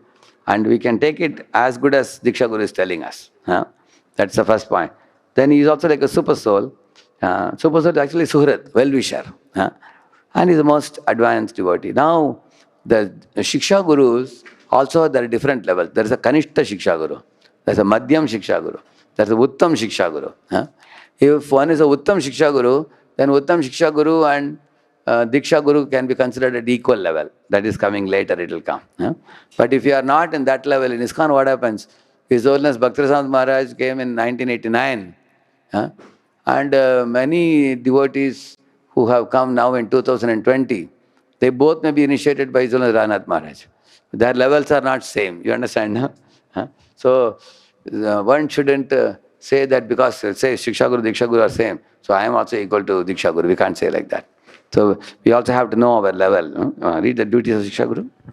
Teaches how to apply Krishna consciousness in daily life, clarifies doubts and philosophy, sadhana and bhajan, may not necessarily give formal initiation. Yeah. And differences? Aspect, role, Diksha Guru, initiator, formal link to Parampara, while Shiksha Guru, instructor, teaches Bhakti Yoga. Function, Diksha Guru grants mantra, accepts disciple, while Shiksha Guru guides in sadhana and philosophy. Number, usually one per disciple, that is Diksha Guru, while Shiksha Guru can be many. Example, senior devotees, Shastra teachers. Shastric authority, Diksha Guru confirmed by Parampara, and Shiksha Guru confirmed by knowledge and realization. And the example in ISKCON, Srila Prabhupada, for many. And Shiksha Guru, senior devotees, temple presidents, class givers. Yeah. Similarities? Similarities. Both Shiksha and Diksha Gurus must possess genuine spiritual realization and teach according to the authorized disciplic succession. Both have the responsibility to help the disciple progress towards pure devotional service and ultimately to Krishna. For serious ISKCON devotees, those chanting 60 rounds daily, the process is to learn from Shiksha Gurus first. And once prepared by chanting 60 rounds, following the 4 regulative principles, formally accept the Diksha Guru through the prescribed initiation process. Many continue to seek counsel and instruction from various Shiksha Gurus, examples, senior devotees, teachers, or even peers, even after initiation, while maintaining their principal allegiance to their Diksha Guru. Yeah. Is it clear? Like one time, one person had taken Diksha from A Diksha Guru. But the B Diksha Guru called him and gave him some instruction. Now this fellow didn't have time to do that. So he came and told me, Prabhuji, the B Guru has given me so many things to do that I have to compromise on the A Guru's instruction. Then I asked him, whose disciple you are? He said, I'm A Guru's disciple. Then I said, you have to take his permission first. And then you do it, I said. So he went and checked there. Then he told him some adjustment which he followed. So in this way, the Diksha Guru is primary, and the other Diksha Gurus, you can take knowledge and everything, but if you have to execute something which they say, then one has to confirm from one's Diksha Guru. Yeah. Practical application for ISKCON devotees. For those with the Diksha Guru, follow the guidance on vows, no intoxication, etc. Respect all Shiksha Gurus, senior devotees, book distributors, class teachers. Avoid Guru hopping, changing Diksha Gurus unnecessarily. Somebody may say, my Diksha Guru, doesn't speak such nice pastimes and such nice kathas like the other Diksha Guru is speaking. Some or other people pushed me to taking initiation from A Guru. Now I am thinking of leaving A Guru and taking from B Guru. Is it allowed? No, it's not allowed. It's sinful, it's offensive. So what one can do, one can remain A's Diksha disciple, but with his blessings, one can go to associate with B.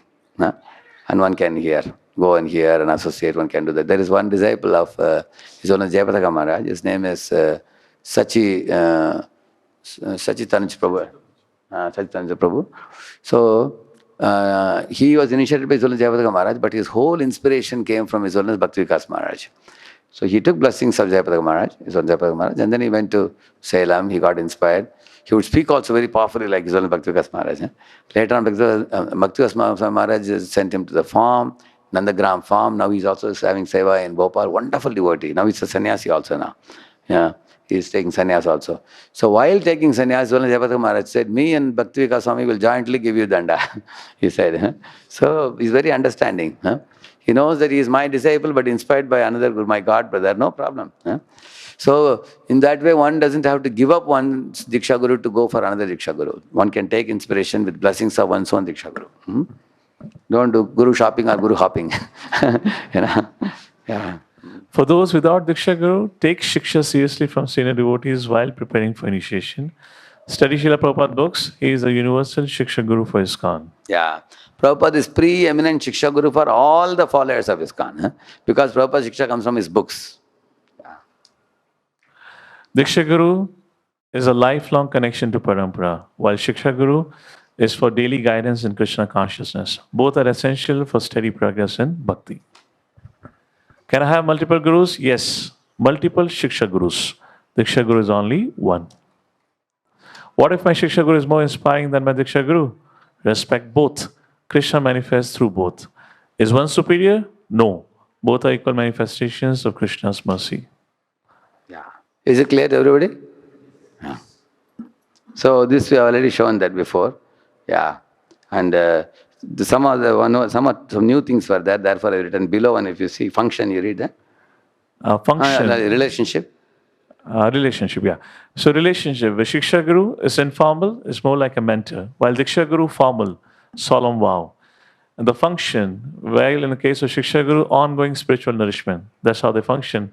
And for Diksha Guru, he transmits mantra and sambandha jnana. In the context of ISKCON, who is a Shiksha Guru? Senior devotees, mentors and counselors. Diksha Guru, the one who is approved as initiating Guru. Yeah. And I made little bigger. So, yeah, I will tell you which one to read. Read the fourth one. Third one. So Diksha Guru, he attracts disciple to Krishna, while Shiksha Guru engages in seva to get purified. And fourth. Fatherly relationship is what is with Diksha Guru. Shiksha Guru is like elder brother or elder sister. Yeah. Fifth? Yeah, okay. Diksha Guru, he puts disciple under Shiksha Guru for further training and seva engagement. While Shiksha Guru, he trains, educates, engages, empowers a candidate and inspires a candidate to serve, satisfy and please Hari, Guru and Vaishnavas. Diksha Guru, he aligns with Guru Parampara, especially Srila Prabhupada in representing his teachings, while Shiksha Guru knows that the disciple is given to me for training by the Guru. Thus trains the disciple to become what Srila Prabhupada wanted his followers to become. Like for example, I had this understanding since the beginning itself when I came to Pune in 95. There are many disciples of Gopaksh Maharaj and Ranath Maharaj. So they all belong to the Guru and they have given them to me for Pune temple and they will do services. If they have any issues, I will try to guide them. And if things are not coming well, then I will have to report to the Guru. That's how we should think. And we should not think that these are my followers. We should not think they belong to the Guru. That's how, that's the right thing. At the same time, there were some mistakes done by some Gurus also, which I have to honestly tell you, because of which the parallel lines authority paper has come. What happened? The Gurus, they would come to a temple and disciples would give them a huge sums of money and they won't donate to the local temple. And the Gurus, now then the ISKCON GBC said, all the Gurus have to submit a report of what collection they have done. They asked. Another thing is sometimes Guru is abroad doing some project. People send support from here for that project. So if everybody is giving support to different Gurus in different directions, the local project suffers. Correct, no? If they are giving money. Yeah. Similarly, sometimes the Guru comes to a temple, initiates people, puts them in pocket and takes and goes away. And he takes them to his temples without the permission of the local president. Then GBC came up with a policy that the community members belong to the local temple. No Guru can put them in pocket and take them unless the local president allows. They came up with these policies and all. Actually, Gurus also should not commit such mistakes also. So ISKCON has made some policies for that. If you want to know more about it, there's a parallel lines paper which he can provide. Yeah. Last one. So Diksha Guru works closely with GBC laws as well as local temple authorities and instructs disciples to align with local temple as well as GBC. and not act only for the interest of their Diksha Guru alone. While Shiksha Guru works to please Srila Prabhupada, GBC Guru Temple President does not preach or teach anything independent or against what Srila Prabhupada has taught in his books, letters, and conversations. Yeah, it's clear now? Yeah. So now I'm not going to explain anything. There are only quotes. Last 3-4 slides are quotes by Prabhupada. So this is Adi 1.35. Read that. One should always remember that a person who is reluctant to accept a special master and be initiated is sure to be baffled in his endeavor to go back to Godhead. Yeah. Here you see Guru is teaching disciples, some fellow is playing there, see behind. One who doesn't accept the Guru, he's on his own. They will only be fighting. One who is not properly initiated may present himself as a great devotee, but in fact is sure to encounter many stumbling blocks on his path of progress towards spiritual realization, with the result that he must continue his term of material existence without relief. Such a helpless person is compared to a ship without a rudder, for such a ship can never reach its destination. It is imperative, therefore, that one accepts the special master if he at all desires to gain the favor of the Lord. See, last line he says imperative, he says. Compulsory. Yeah. The service of the special master is essential. If there is no chance to serve the special master directly, a devotee should serve him by remembering his instructions. There is no difference between the special master's instructions and the special master himself.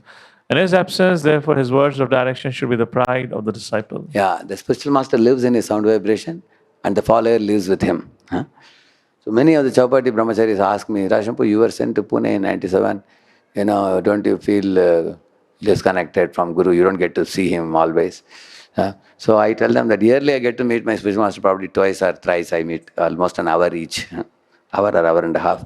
But he gives a lot of instructions. I just make a note and try to very carefully execute what he says. If he says don't do this, I won't do it. If he says do it, I do it.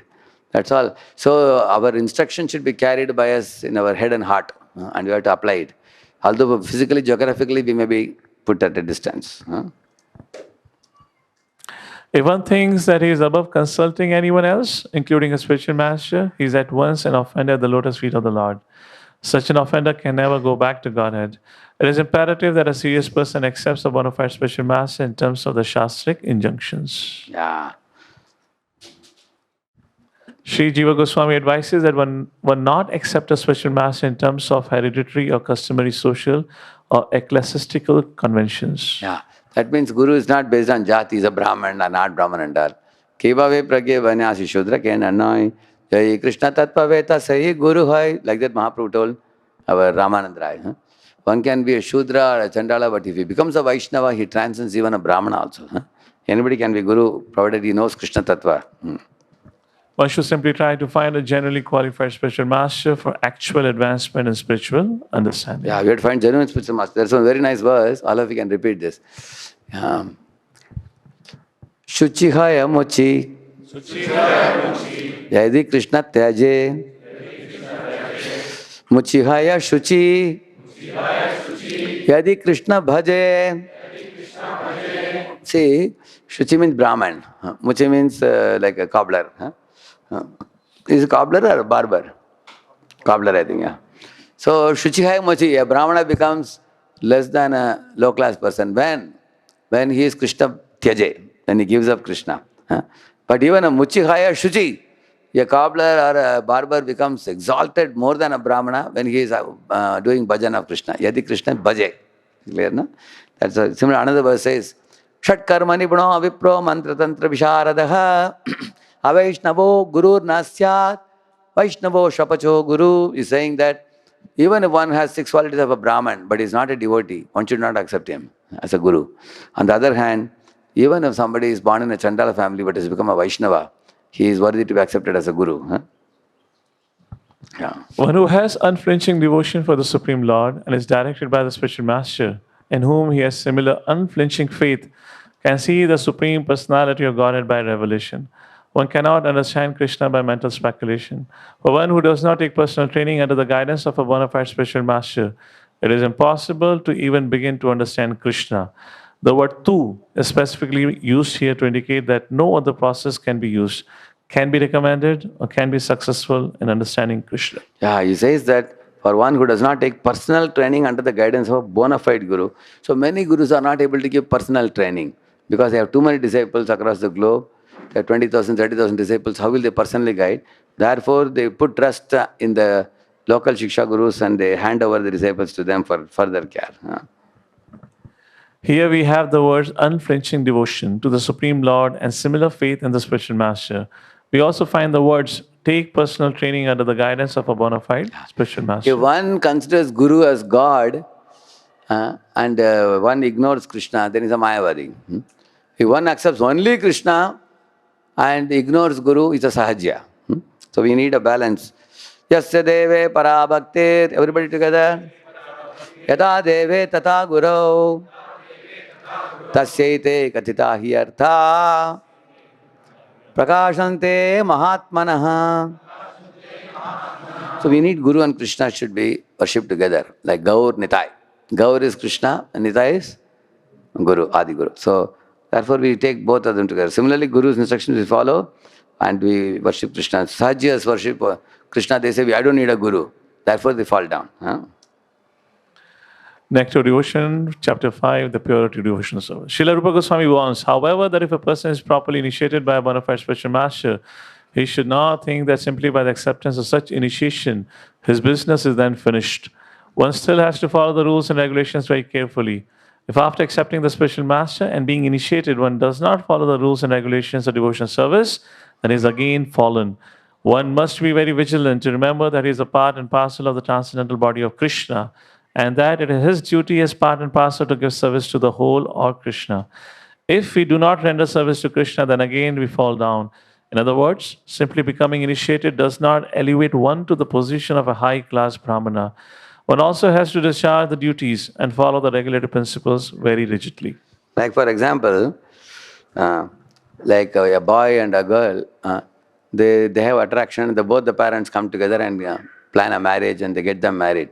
So there is affection is one thing and marriage is a formal program which rigidly fixes the relationship between the two. Correct now? Now, if somebody is married but both the fellows are not loyal to each other or they are not chaste to each other and acting independently, that marriage doesn't come out well. Correct now? So both are important. Affection is also important. At the same time, formal connection is also important. Similarly, the disciple should know that just because I am initiated, if I am lethargic and sleeping lazily, or I am doing independent activities, displeasing the Guru, then one cannot attain perfection. That's the point. Yeah. Similarly? Next for devotion introduction. Similarly, we can offer many services with our bodily activities, but all such activities must be in relationship with Krishna. This relationship is established by connecting oneself with the bona fide spiritual master, who is the direct representative of Krishna in distributive succession. Therefore, the execution of Krishna conscious activities with the body should be directed by the spiritual master and then performed with faith. The connection with the spiritual master is called initiation. From the date of initiation by the spiritual master, the connection between Krishna and a person cultivating Krishna consciousness is established. By Guru becoming what? I told you, huh? Guarantee here, exactly. Give an applause for it. Remember that. Yeah. Yes. Without initiation by a bona fide spiritual master, the actual connection with Krishna consciousness is never performed. Just see how important is Diksha. Actually, in India, in some places, there have been some Shiksha Gurus who guided the people in their community and told them that, see, Diksha Gurus are not important. They are only rubber stamp. They just come and give initiation and they go away. What are they doing for you? I am doing everything for you. There is one place I know where one person had about 80 to 100 people with him. He's a very intellectually astute personality. So he would charm the people by his lectures, but this is one thing people had a doubt. He told them that, Diksha Guru has no role in life. He is just like a ritualistic Brahman. He just gives you name and goes away. I am actually giving you knowledge. I am protecting your spiritual life and everything. So one time they asked the Diksha Guru directly. He's saying like this, is it proper? So if you see this purport of Prabhupada, he says, without initiation by a bona fide Guru, the actual connection of Krishna is not even performed. So Diksha Guru plays a very vital role. He links you and he takes away your sinful reactions. Is it not an important thing that he is doing? So both are important. It's likely that our Shiksha may come from local people, but Diksha Guru's role should not be forgotten. Actually, there are 6 deliverers who take you back to Godhead. One is the Prabhupada, Diksha Guru, Shiksha Gurus, and the holy name, and the scriptures, and the personal Shraddha of the sadhaka. Totally 6 things. There's a big article called Uddhara Guru by His Holiness Bhaktirasamant Maharaj, where he has given, submitted it to the GBC paper with all authoritative quotes and everything. Gotta see? That's all I think. Okay. So, in this way I gave many quotes here. And then...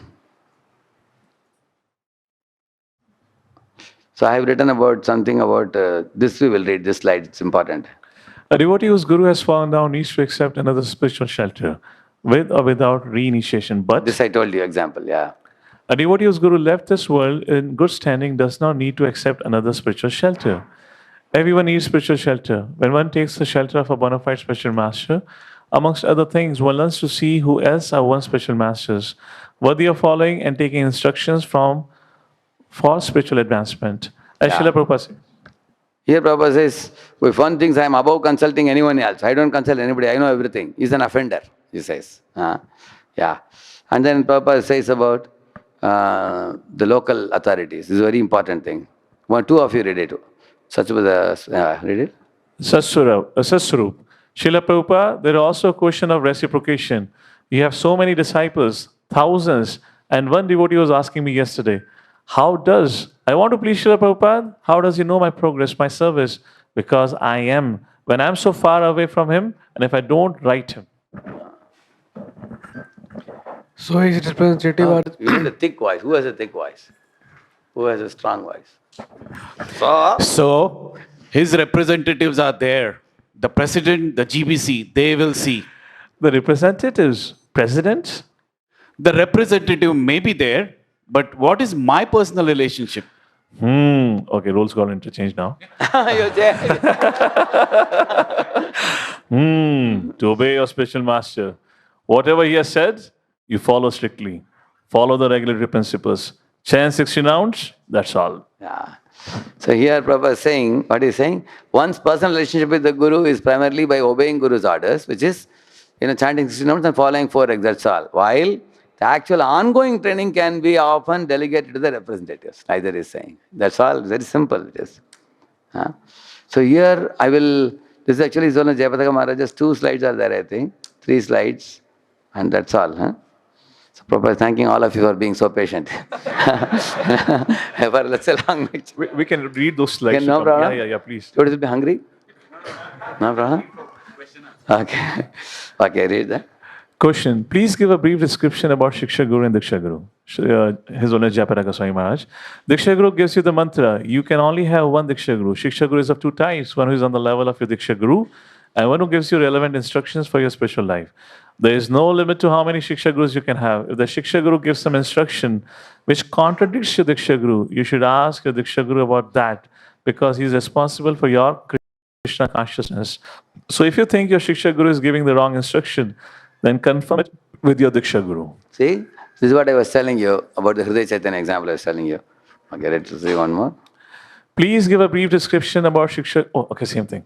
Maharaj says, Diksha Guru gives you the mantra. You can only have one Diksha Guru. Shiksha Guru is it's the same thing, same slide. No, this is different. Shiksha Gurus have 2 types. Okay. One who is on the level of your Diksha Guru and one who gives relevant instructions for your spiritual life. There is no limit to how many Shiksha Gurus you can have. If the This is the same thing, but here he has given this one additional point here. Actually, these are 2 different lectures.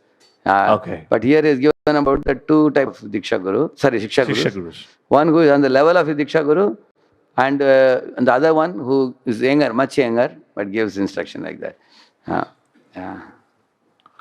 Prabhupada said that there are different gurus in Krishna consciousness. Are Diksha and Shiksha the same? Why is Diksha more prominent? Srila Prabhupada told his disciple that he is Diksha and Shiksha. Normally the spiritual masters are Diksha and Shiksha also. There are different kinds of Shiksha Guru who gives practical instructions for the spiritual life of a devotee. And another case, the Shiksha Guru who is on the similar level as a Diksha Guru. For example, someone took initiation from Narottam Thakur. His associate was Srinivas Thakur. The devotee accepted Srinivas Thakur as his Shiksha Guru and Narottam as his Diksha Guru. Diksha and Shiksha are not different. If one devotee has been initiated for 5 years and he doesn't know how much He doesn't know much, and maybe guides another new devotee. He's not at the same level as the Diksha Guru, who has been initiated for 50 years. We, 5 and 50. So, yeah. we should offer respect to anybody who helps us. Normally, to take Shiksha Guru, we should ask permission from the Diksha Guru. Diksha Guru takes all bad karma if you don't follow the principles. Shiksha Guru doesn't have any responsibilities except if his instructions are inappropriate or are not in the scriptures. So one devotee came to Pune to me and said, Prabhu, I am disciple of His Holiness Jayapataka Maharaj, and I am shifting from Bangalore to Pune now. So I met my spiritual master. He told me to accept His Holiness Radhanath Swami as my Shiksha Guru. So can you please take him to Radhanath Swami? I want to speak to him, he said. I said, even we have difficulty meeting him. But don't worry, I will convey it to him, he said. But how will I know that he has accepted me? He said, oh, don't worry, he has accepted you. You can hear the lectures if you want. I said, but that's the way sometimes Diksha Guru may tell a disciple, okay, go and meet that so-and-so and then take guidance like that. Yeah. He's responsible to give good advice, instructions, nothing else. Sometimes if the instructions of Diksha and Shiksha Guru are different, the disciples have the obligation to clarify this position through the Diksha Guru. There are some differences. Narari Thakur explained that in the family, if the father says one thing and the uncle says something else, who are you going to follow? Diksha Guru is like your father, Shiksha Guru is like an uncle. I have many Shiksha disciples, but I never try to replace their Diksha Gurus or say something against them. Wow, powerful, no? Amazing, no? See, although Jonas Jayapataka Maharaj is very senior, 50 years, if any other disciple comes to him of any other guru, he will give inspiration, he will talk to them. Finally, he will say, you check with your guru what I told you. Say that. He's saying, he has, he's on an equal footing or even senior footing, but he follows this now. Finished, completed. Shri Prabhupada ki.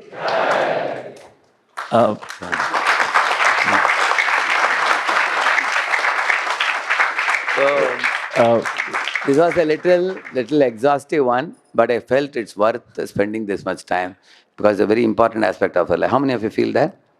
Absolutely. Correct, no? Yeah. Particularly after recent initiations, this is an important topic. Just wanted to have one quick question and clarification, or maybe a comment here. So there are two situations. One, when you already have a running community and disciples of one of the gurus join the community. Then, the discussion that we had become very relevant because they have not been trained by you, they have no experience of the community. And if they come for guidance, then you have to say, you have to ask the authority, either the authority from where you got trained up, or you have to go to a spiritual master. What happens in our scenario, in general, in ISKCON at large, except for the Western countries, where disciples still have access to the gurus, spiritual masters. So these disciples often cannot get access to their spiritual master. So generally the way it works, let's say in India, it works under the temple authorities. Because somebody have trained you and they have taken you to a certain level, maybe up to initiation. If you're working, serving in that community, and if you have got initiation from the same spiritual master, Correct. Easy. then the Shiksha is coming same as Diksha. Same, yeah, it's the correct. same, there's no confusion. Correct. Only confusion arises if your spiritual master is different and your teacher had been different. Correct. Or your teacher later on became different than your spiritual master. Then this person ideally should be directed back to the person who trained them, Yes. who brought you to the level of initiation to the spiritual master. Yeah. Because if the access to is not there to spiritual master, then reconciling, particularly for grihasthas, because they often move around, that becomes challenging. What would you comment for that? So, I'll tell you there are three cases possible. Say somebody has come into your community, but they may want to be quite cool and not be very active in the community. Then in that case, we don't have to worry also much. It happens in Hyderabad also like that. That's C category. And then B category, there are people who want to actually come for every weekly program and come to the festival, and they want services. Yes, we can provide. But then they are in touch with their Shiksha Gurus through online Zoom classes and all. They are in touch. And they don't seek much personal guidance or attention from us. But they are happy giving some donation, giving some service. That's B category. Now the A category is the category where they have come from another place here. And they come to you or Anand Sheshprabhu and they say that, Prabhu, me and my wife and children, we are here. Can you please introduce us to other members of the community and accept us and also guide us in our spiritual life? So whenever they came to Pune like that, then I put them in touch with some counselor. And then they get in touch and then they merge into the community and become a very much part of the community. And then we also ask them, who is your spiritual master, which temple you come from? How are you going to go back there? They say, no, Prabhuji, once and for all, I was far away and I have come here now. I'm going to settle here. My parents want to be here and everything. Then in that case, I put them in touch with some counselor and they continue. But in case they are going, I ask them if they are going to have ongoing touch with their parent and everything, then I will tell them what you said. Okay, take their permission, and if they write a letter to us, it will be good. And then whatever they say, we will accordingly do. Is it clear, no? And then the last thing, this for everyone else. Now here sometimes devotees can play a trick. They don't want to be connected to with you also properly. They don't want to have a good connection with the Correct. other authority also. And then they may do back and forth. They may cause the conflict between the authorities. Correct. Prabhuji, this temple president is telling me to do this, but while you said this, and this devotee does nothing. So, all this kind of many practical cases could be there. So in that context, how should the temple No, that leadership... will happen only in A case, because B and C case I told you, C actually doesn't come often at all. He's on his own. And the B also wants to come for festivals, weekend programs, but doesn't want to connect properly and draw any nourishment from here. So we don't have much problem with C and B. Yeah, even if they tell their authorities, we can say that no, they hardly come here. They are connected to you and they are on your own. Only in the A category, these kind of conflicts come. Sometimes the parent temple tells them that, when you are there, you don't go, or don't talk to anybody, you just go and come. Such things may happen. So that is the reason I was telling, when in A case, you can tell them that since you are requesting for Shiksha and counseling and everything, please put me in touch with your authority. They ask them to write a letter where you, their previous authority, and them all three will be there. It's clear. Clear, no? Yeah. One hand behind, yeah.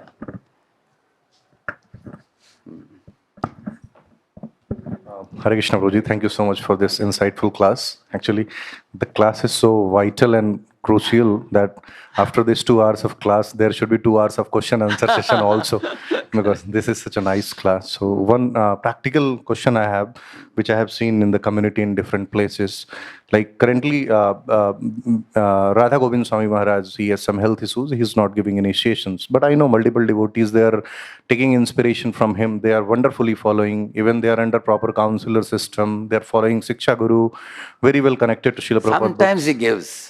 Actually, he had told he won't give 5 years ago. When his health got little better, 2 of our boys got from Pune. They had gone in November, they got it. Maharaj said, now I am feeling little better, I can give. But sometimes he is unable to give, his health is very bad, he doesn't give. Till now, he has not closed the doors completely. There are people waiting, but because there is a kind of uncertainty, that's what causes anxiety to some of the aspiring disciples. Yeah. So basically, I wanted to understand a case, a scenario. Let's say I'm inspired by somebody, and due to some unavoidable reasons, he's not able to give initiations. But I am following him with all my And in heart. that case, you take his Shiksha and take Diksha from someone else. Like Ranath Maharaj has clearly told, if you are waiting for 10 years or 12 years, you're still not giving, and one couple came and cried to me, both husband and wife crying tears in my office once. I told them that, almost an hour they spoke to me, what all services they have done so many years. They're very old couple. I mean, they have been around for 20 years, they have done service waiting for initiation from Ranath Maharaj. And I told them, Maharaj has told that in case you are so desperate, take from any guru who is next inspiring to you and take Shiksha from Ranath Maharaj. They say, no, we want from him only. See, if it is in my pocket, I can give you, But how can I tell Maharaj that you have to give? It's like whenever he gives, you have to wait. And another thing is the long queue. Queue is also there. Told them. So in the same manner, if anybody feels desperate, this is Maharaj's answer. Then you take. Some people are telling, Prabhuji, kuch bharosa nahi. Anytime people get heart attack and pass away. So better when we are alive now, let us take, they say. If somebody is feeling such desperation, you can take from next inspiring guru, apart from. So what will be, let's say, I take one extreme case, just for the sake of my understanding. Somebody can ask me this question also, that I take an extreme case, all my life I'll follow him, I'll follow the authority, I'll follow ISKCON, Prabhupada, everything. And if I leave my body in this state only, no formal initiation, what will be my gati? You can go back to Godhead. Okay, I have a quote I can show you from the Spiritual Master and Disciple book. Prabhupada says, if a disciple is very sincere, the Nam Guru, one who is giving Nam, even if formal initiation didn't happen, you are strongly connected in the heart, because you are also faithfully serving. Some people, See, the same Switchmaster Disciple book has two quotes. One quote says, even if you are not formally initiated, but faithfully following everything under the local authority, everything, you can go back to Godhead. The next verse says, if one does not take formal initiation, they can become animal in next life, it says. That is for those people who want to escape shelter of a guru so that they can be independent minded. For them it is said. So these two statements are contradicting opposite, but in the right context and perspective, they can be understood. It's clear, na? Thank you so much. Thank Prabhuji. you. It was really, really helpful. Thank you. Just to add to that question, Prabhuji, because in the context of His Holiness Radhanath Maharaj, as you said to that couple, they want to take initiation, and there's a lot of pressure. Devotees keep asking. One thing is, for how long devotee will wait? There are so many devotional service. You can't do any DT service also, and for grahasthas is a very important thing. Yeah. So, any comment from your end? Actually, how should they see? His Holiness Radhanath Shiksha? Maharaj is giving 2016, 17, 18 is covering slowly, and it may take them pretty long time. We can tell the devotees that you have two choices, either to wait or to take from somebody. Taking from somebody is not wrong. Like many of the devotees now take from His Holiness Jayapadaka Maharaj or from Lokanath Maharaj now. Now even next generation is available now. His Holiness Bhakti Prem Maharaj, His Holiness Haladhar Maharaj, like that many others are available also. So they take from someone, but in heart they can also accept the Shiksha Guru, because for some people the Shiksha Guru influence is more powerful. And nothing wrong in that. As I told you, all the 6 deliverers, you may be hooking on to 1 or 2 or 3 deliverers strongly. Ultimately, you will be liberated. So it's more of a sentiment Yes, correct. that I am finding inspiration. Correct. And I just want him. Yes. In terms of Guru Tattva, Yes. all of them are same. Yes, Because the correct. idea of Diksha Guru is connecting you to the Guru Parampara. Correct. And the Shiksha is something either you get from your Diksha Guru Correct, yeah. or you can get from other one. Correct. The point is to move forward. Exactly. Don't get hung up in between, saying that unless I get At the it. same time, we don't push them also. Yeah. But philosophically, we should be clear. Philosophically, we can be clear. That's a point. And if we tell the people that, hey, I don't want to see you waiting 10 years, better you take now if you say, this Prabhuji ne mujhe push kar diya, and they will say like that. Correct? So we don't push, we leave it to whom?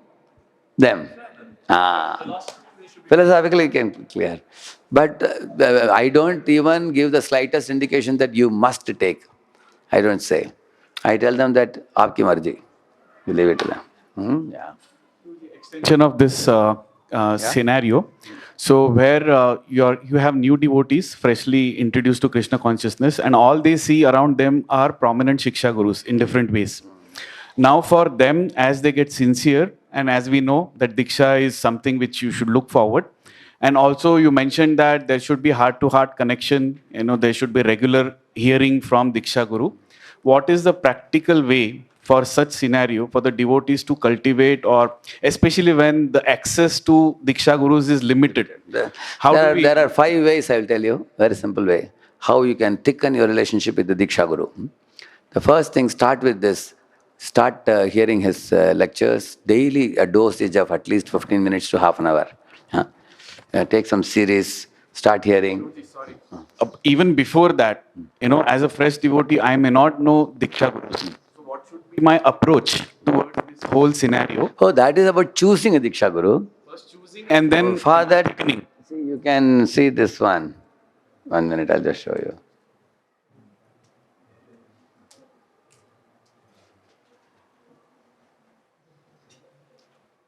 So, in my channel, if you just put Radheshyamdas choosing Guru, you get 2 lectures. There I have elaborately explained choosing a Guru. And regarding those who are already initiated, how do you strengthen your relationship with your Guru?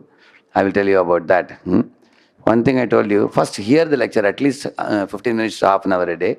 And make some notes, and then contemplate on his instructions, first thing. Second thing, go to his place where he is prominently present and see what are his activities, projects, his committed, dedicated activities. That will give you a clue on what he loves very much and what he cherishes very much and everything, and his contributions. That will increase your admiration for him. Thirdly, meet the senior devotees who are his disciples, who have been with him for years, decades together. They can tell you his pastimes, their interactions and what they learned. Those kind of things they can share. And fourthly, see his connection to his godbrothers and Srila Prabhupada. Studying about that is very helpful for you to strengthen your relationship with ISKCON and Prabhupada also. And see him not independently, that will become a cult. But you have to see him in relation to his God brothers and in relation to Prabhupada. That's the fourth thing. And the fifth thing, you can beg for some seva from the servant of your guru, washing clothes or cooking some prasada and feeding him, or offering some donation, or taking him in your car. That kind of, service to the body. That also we can do. These 5 things, if anyone does for a period of 1 or 2 years, they will automatically develop affection. Yeah. Yeah, here? It's getting late? I have a, 10:30 I have a lecture. I can do one thing. We are very comfortably situated. Okay. I was just getting up knowing that you have Can class I do one thing? Yeah. I have a 10:30 to 11:15. I have one question answer for the boys, national group. I can do that and come back. Only not for everybody. Whoever wants to ask me questions, they can ask me. I can make myself available for another half an hour. So what we'll do? 11:15 to 11:45. In the meantime, you all can finish your prasadam. Yeah. Only those who have questions around 11:15 or 11:20, you come up the center. Yeah. So that, And 11:15 to 11:45, I can answer. Yeah. And where is hey, what time we have to reach that? There's one more CBM. What time it is? 12:30. How long it takes to go from here to Janamat? Is this house? There's a CBM.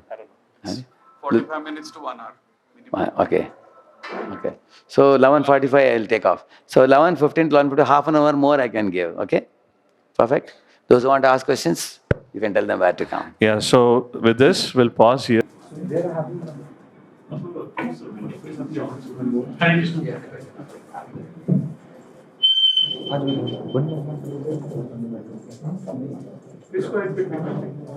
Krishna Prabhu, thank you very much.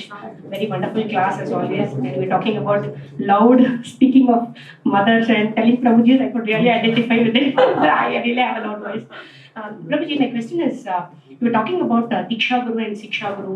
That I was hearing as well as Baluswami Maharaj class on the same subject, where Maharaj was saying before Bhakti Siddhanta Saraswati Thakur, there was no Harinam initiation. Initiation only means mantra initiation, Brahminical initiation. Yeah. So, Both were combined. Both were combined, is it? Okay. And even in ISKCON now, also we chant Harina even 2-3 years before initiation, right? Actually, it's just a yajna that's The reason Prabhupada made it is to make us more serious before we take Brahman. He formalized it. In those, I can just tell the mind. Yeah. So, Prabhuji, one more thing I wanted to ask. Main question is, my mother has been chanting 16 rounds, but unfortunately, Prabhu, South Indians, coffee is very difficult to give up. And she's 70 plus, so it's very difficult for her. But she's taken shelter of His Holiness Jayapataka Swami Shri Guru Maharaj, but not able to take initiation because of the coffee factor. That you should tell Maharaj only if you tell. No. I'm not asking for her to get initiated. I'm just asking. Maharaj gives some lenience to her. No. I don't want to ask that. My query is, Prabhu, how important is Harinam initiation? Because having Banu Maharaj telling this, you are chanting 16 rounds, but you are not formally, that yajna ceremony has not happened, and you have not been given a Dasi name, but you are engaged in devotional service. So how important is this yajna ceremony, and in terms of awakening Krishna Prema or going back to God? That's the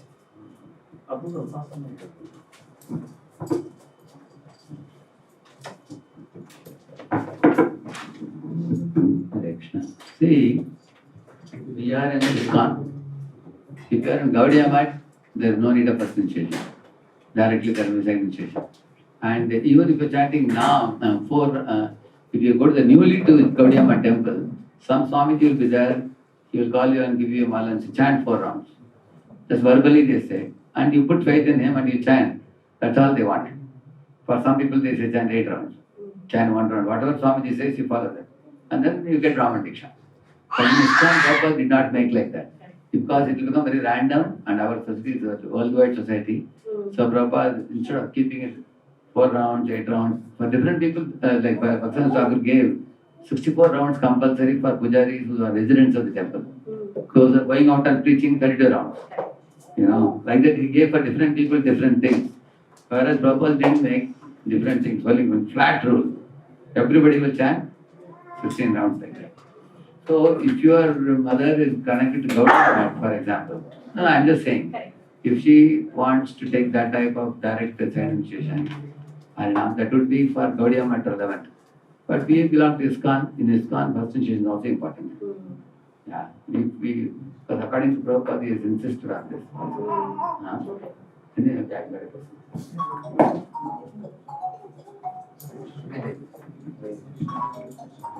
So you said, from your lecture, you said like following is the most important thing in like devotion. And in one of the lecture, Radheshyam Prabhuji told that following is the hardest thing in that devotion. So what could be like practical suggestion which can help us for follow for long period of time in devotion? Like for short period we can follow, but for long period it will become hard. You just open your mobile and just tell you. You can, you have a mobile, you just tell.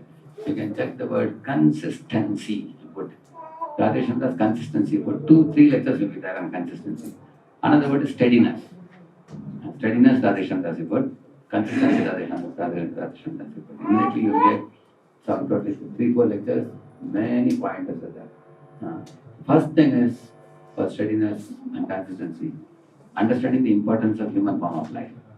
When you understand the importance, then you become serious. You take the matter seriously. When you are serious, then you become attentive to spiritual life. When you are attentive, then you are able to get focused. Then you get a laser focus in your spiritual life. When you that laser focus, repeated laser focus starts developing taste. Once the higher taste comes, you cannot give it up. You go on and on and on. Param Drishtva. See, if anybody gives you gulab jamun, are you going to deny? You want, because you know the taste of it. So in spiritual life, once the taste comes, for getting taste, I told you all these things. Begin with seriousness about the importance of human life. Right now, we are taking human life very lightly. So, therefore, you have to hear lectures like this, like, use it or lose it. That's one lecture on human life, correct? No? So, if you just put human life, Radheshyamdas, you will get over 4-5 lectures. So, Prabhupada has spoken also. If you put human life, Prabhupada lectures, Prabhupada has spoken also many. So, understand the importance of human life, people take spiritual life seriously, and as I told you, when you take it seriously, then the importance is understood, then attentiveness comes. Right now, the attentiveness is less because you are distracted. Attentiveness will come when you understand the value of something. Like I'll ask you a simple question.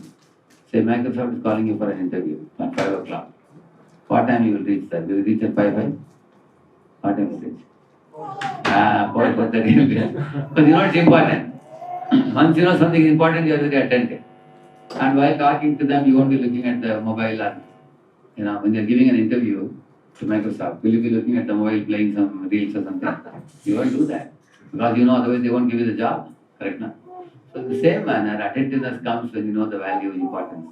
Correct? No? It's clear, no? That we can answer.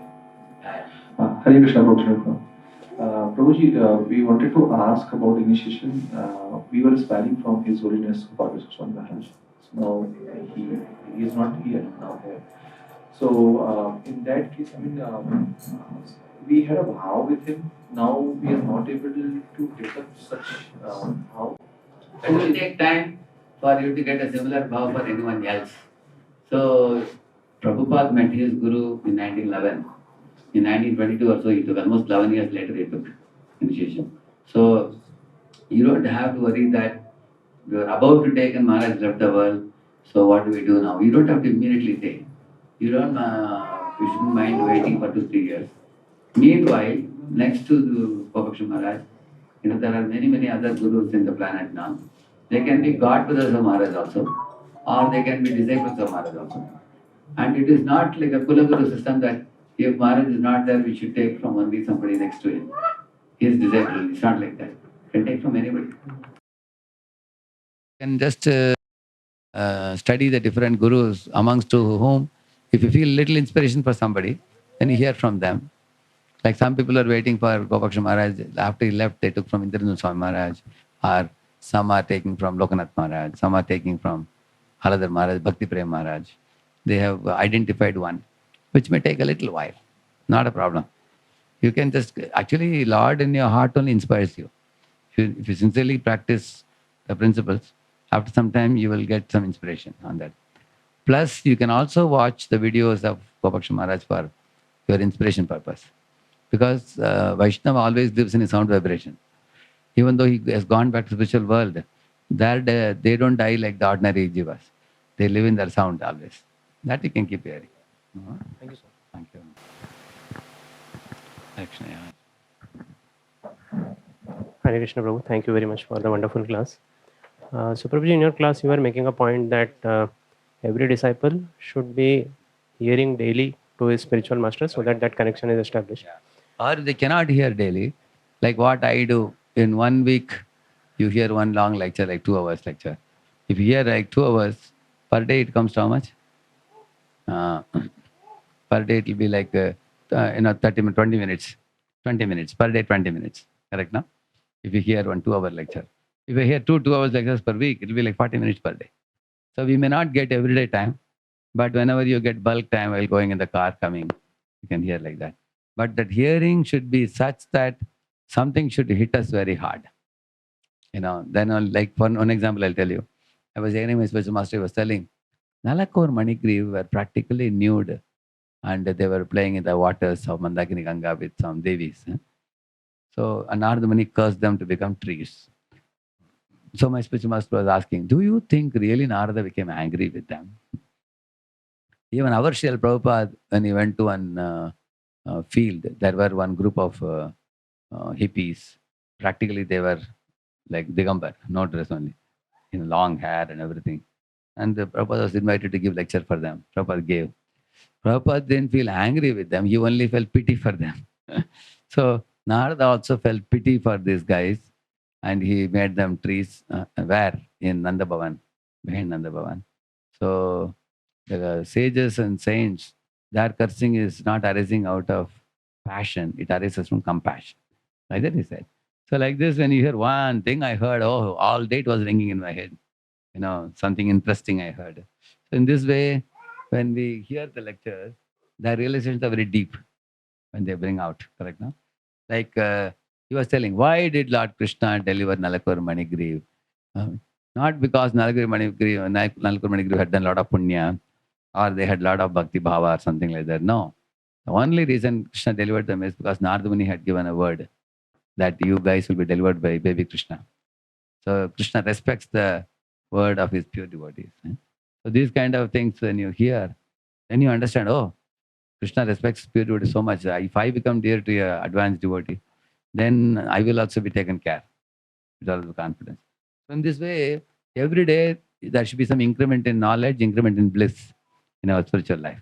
A little bit, as we keep doing by hearing from Guru and Prabhupada. Over and above that, we can take help of Shiksha Gurus for additional understanding. Further.